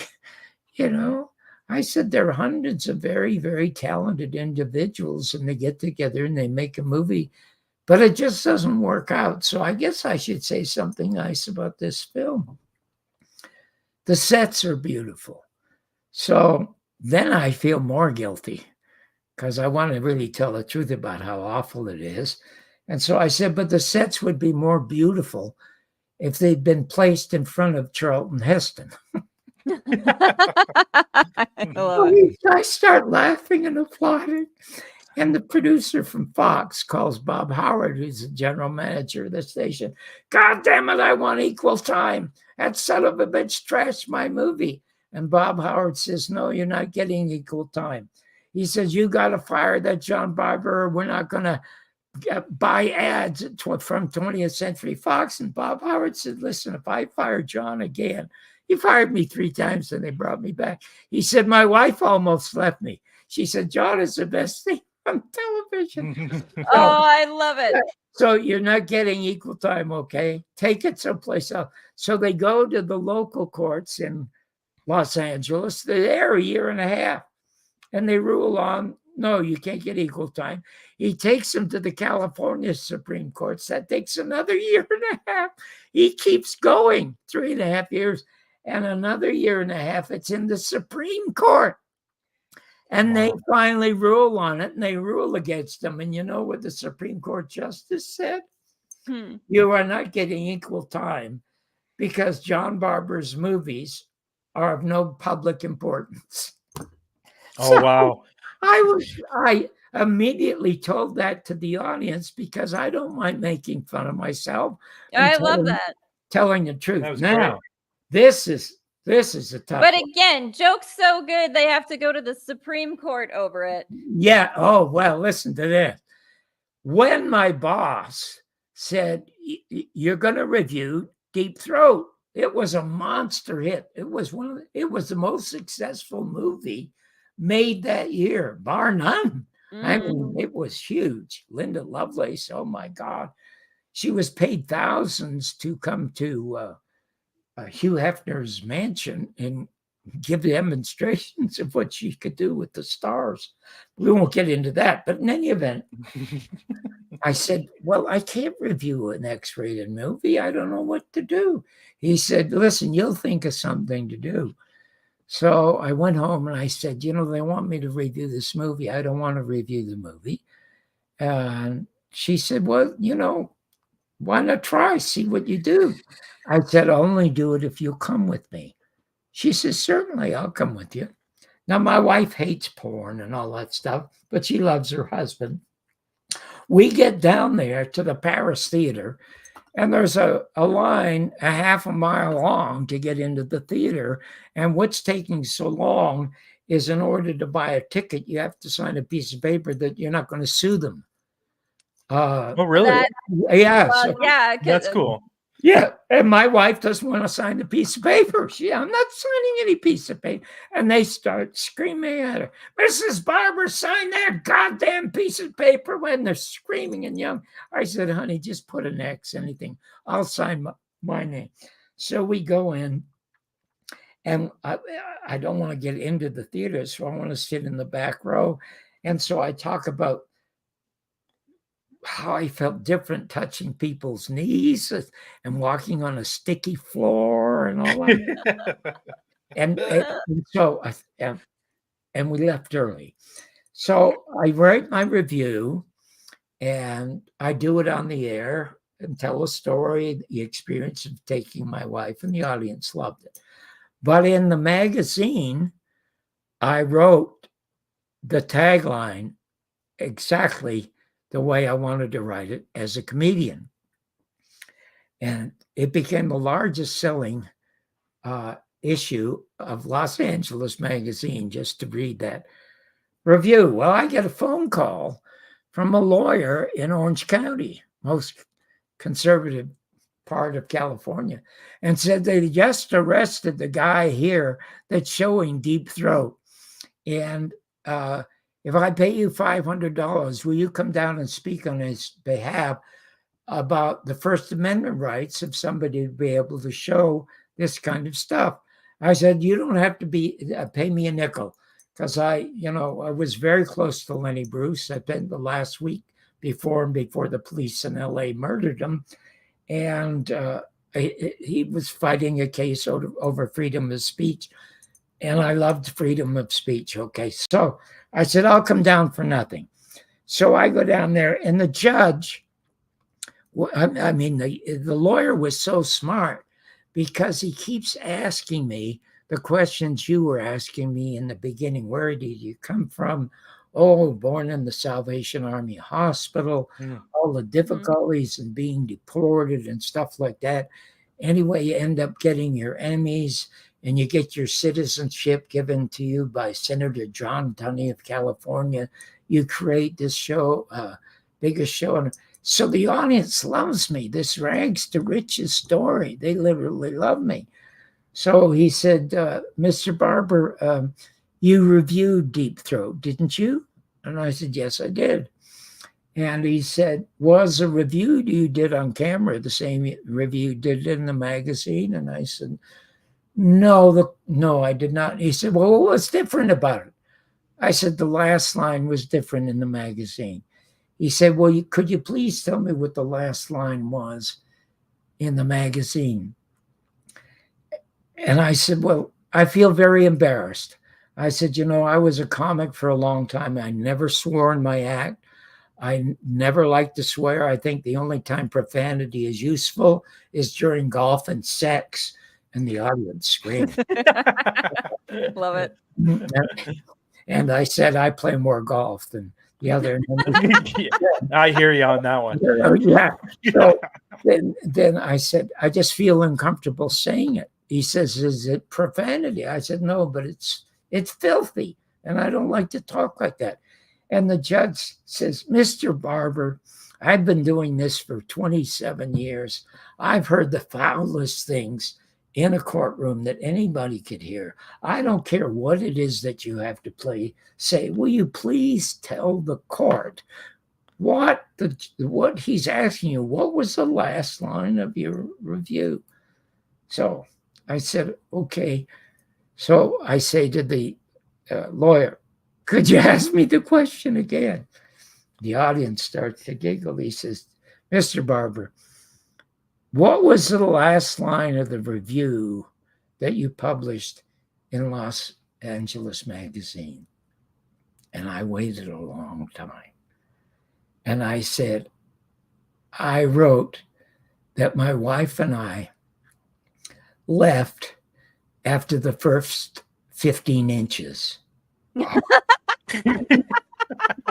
You never heard such laughter. It was the biggest laugh I ever got in my life. People were falling on the floor and screaming, and the judge passes a case. He says, case dismissed, case dismissed. And then the judge says to me, Mr. Barbour, you should know No jury ever convicts anyone where the jury laughs. I never. Well, see, now look at that. That is just proof right there that comedy and laughter is it's the highest frequency because it comes from a place of love and joy, and it can fix anything. Oh, you're so right. And I'm sorry if we went on so long. Oh no, it's okay. No, this has been great. You know what? We could have gone on. We could go on for another hour and a half. But but the audience may not want us to go on for another. I don't know if you know this about me, John, but I'm an actor here in Toronto. Oh, really? Yes. And I've been doing it for, I was in the industry when I was in my 20s, and I left the industry under reasons that I'm not going to get into now, but I left for very good reasons. And then I went back in it 5 years ago, and I've done extremely well here in Toronto on all the TV shows that I've done, and I've had a fantastic time doing it. Two very quick things. If you like actors, my very third piece about the murder of John Kennedy is called John Barbour's and William Shakespeare's Last Word on the Murder of John Kennedy. And William Shakespeare, huh? Yeah. And how do I get to William Shakespeare? Because Shakespeare was Garrison's favorite writer. I was an actor after I tracked down my father in 1960 in Scotland. We didn't get along, and I on a train, and I read in a newspaper that they're looking for actors at a place called the Castle Theatre in Farnham, Surrey. And for a year, that's where I was. And I do Hamlet at the end of that. And I guarantee you, you have never seen Olivier or Burton or anybody do it and make as much sense over that monologue as I do. That's very cool. I'm saying a lot as a critic. So it's called John Barbour's and William Shakespeare. Now, I wanted to be an actor because, I co-starred in a lot of stuff. CSI with oh God, I forget the guy's name. I did a lot of stuff, but I turned down more stuff because producers and writers and directors liked me because I was smart and funny and I could write some of my own stuff, but also that if I, as a critic, I might be kind to their work when it came out. And I turned down 90% of all the stuff that was offered to me. But I loved being an actor for one reason. I didn't have to think. Yeah, that's you know what? It's funny. Joy, oh my God! It's funny you say that. It's funny you say that because I feel the same way. And you mentioned William Shatner. William Shakespeare. Sorry, we were talking about William Shatner before we came on. But anyways, I did a Shakespeare production. I did Macbeth, and I played Donald Bane, which was the king's one of the king's sons. To the sticking point. Yeah, and what is amiss? And and that was a fantastic production I did of Donald Bane of Shakespeare, and that was in my 20s when I did that. And we toured Ontario with that production. So that was a lot of fun. So I really appreciate William Shakespeare. Do you remember a series called Breaking Bad? Yeah. You were on a Breaking Bad episode too. I saw that on your IMDb. That was the highest rated Breaking Bad that they did. And I made more from that short stint than I did in a co-starring with CSI on CBS. And right now I'm keeping my fingers crossed. My son is the executive producer, co-executive producer of Criminal Minds. Oh, very cool. I love Criminal Minds. I love that show. They're just wrapping up. And there's another show, a criminal show that's shot in Canada, Vancouver, and they may want my son. Oh, very cool. So it's. I think I need to meet your son. Yeah. I think I need to send you a copy of my book because I just would love to hear your thoughts on it as a reviewer and a comedian and a writer. I would love to get your thoughts. I'm going to say you two have to send me your address. I'll send you next week. This book. This is hilarious, and I love it. Your Mother's Not a Virgin is, honest to God, it is you'll never read a better book. Being interested in show business, you'll never read it. It's so human and so funny. And anyway, so I'm excited. This is Matt here. He just said he sent you a friend request and he also subscribed to your YouTube channel. Oh, well, thank you. And that his name is Matt Barron. So if you get a friend request, you know who that's from. But you know what, John? I honestly think that we could go on for another 2 hours or another hour. But after you get the book, after I get Haley's book too, maybe in 6 or 8 weeks or something like that, we could do it again and we could focus. I mean, instead we were shotgunning it today. Of course. Yeah. So, and that's what I was going to suggest. You coming back on the show. I would love so we could talk more, and obviously we'll have Haley as well. And I don't know what happened to AJ. AJ completely disappeared. He never showed up. So that's all right. We still had plenty of conversations, so don't worry. Yeah, that's fine. But I really, really appreciate you telling us a lot about your life and a lot of the actors and actresses you met, the JFK stuff. It was really good. It was really good stuff. I need to have you on my podcast too to talk about your life story a little more because I love that.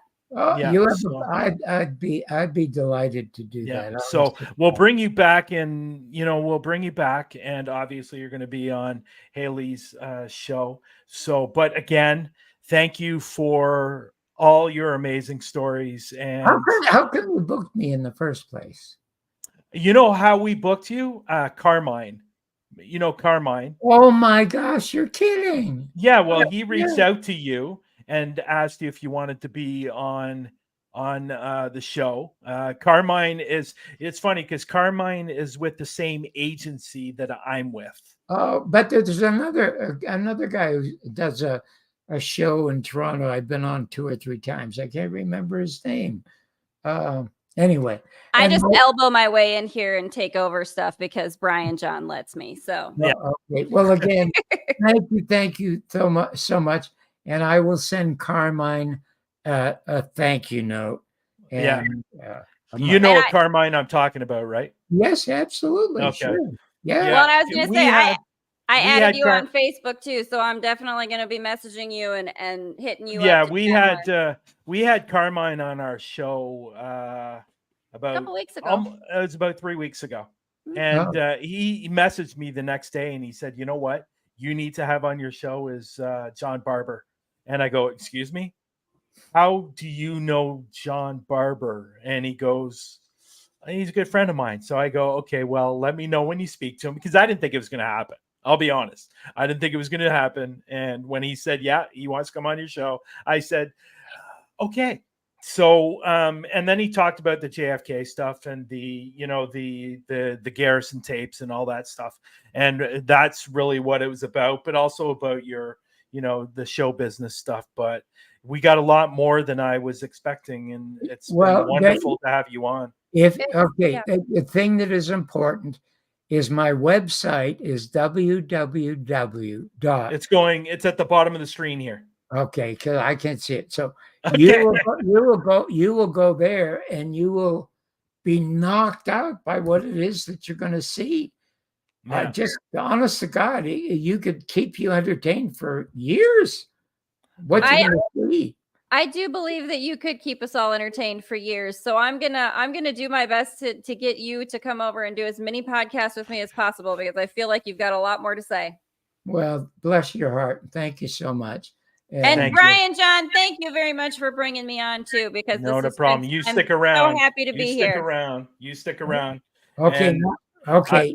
Be sure and send me your address. I will. Today, Absolutely, we'll do that. Sunday, Monday or Tuesday, it will go out to the boat. I'll send it right after this show. Okay, Yeah, great. Right I will after this too. show. Thank you you so again. much again for being on our show today, John. It's been really and, wonderful talking to you. I Thank hope we can continue talking through Messenger and just learning about each other. And, Well, I think we should do a show before November 22nd, and then we should do another one on November 22nd. Oh, I was going to ask you that question. Who's going to be That the would next be great. president? Ooh. I have no idea. Well, He's going to tell us. He's going to tell us on the next episode is when he's going to make his I prediction. have no idea because I have so totally lost interest in it. You know, Okay. I said, and somebody said, "Why aren't you writing jokes about Biden?" I said, "I have done as many jokes about Biden as I had Trump." He said, "Well, I don't see them." I said, "Well, because you go to the Biden stuff and then you get angry at me." But I said long ago, if you're just so tired of everything and you want to be alone and by yourself and comfortable, go to a Joe Biden rally. I love it. That's funny. Well, thank you again, John. Thank you very much. Thank you, John. This has been wonderful. You have a great night. I'll be talking to both of you soon. Bye-bye. Yes. Okay. Ciao. Wow. What a wonderful conversation. Holy I am jumping. so glad that you brought me in for this. Man. Wow. I can't You even could believe do a how full documentary series. I just can't believe how long it went of on, his and life. it just went by so quickly. Like when So he good. said Cary Grant, and when he said Frank Sinatra, he worked with Frank Sinatra. He was his personal writer. Like, good Lord, like this man is. He could fill a library with memoirs. But I'll be honest, when Carmine told me about John Barbour, he was friends with him and he was possibly coming on this show, I said, there is no friggin' way he's coming on this show. And here he was. I'm just in, there's not a lot of people I get in awe about, but he's one of those people I get in awe about. Like, I've met a lot of big time actors and stuff like that, but this guy is like the wealth of experience and knowledge. Again, it's just it's an incredible thing, and I love being able to interact with people like that who just have so much to tell you. I mean, well, if you're gonna have John Barbour on your show, I need to come on your show. Yeah, you do. To be a co-host. We got to go have another hangout for sure. Yes, I better get that call. There you go. We're gonna set it up. You're gonna come hang out with me and my brother John. So it's gonna be the three Johns and me. Yeah. I'd love that. There we go. But I want to say thank you to you for filling in. I don't know what happened to AJ. He was there for a long time. The screen was there, but it was black and he wasn't coming up. So I don't know what happened to him. Well, hopefully everything's okay. We send well wishes. We hope everything's all right, and we'll get resolved for you. Hey, life happens. It's okay. Yeah. But I want to thank everybody that came in the room as well. Yes, I want to thank all the comments. And thank you very much, everybody, for being here. It's been great. And I love it when you invite me on. This is like, man, boy, do you get some good guests. I tell you what. Yes. And I want to thank the people in the podcast world that are going to be listening to this. We don't get to thank them enough. But again, everybody, thank you so much. We will be back next week with probably a documentary. And if you want to join us, you're more than welcome. And other than that, I want everybody to have a great rest of the night. And we will see you next week. Thank you, everybody. I always love being here. Have a great night, everyone. Ciao, everyone. Good night.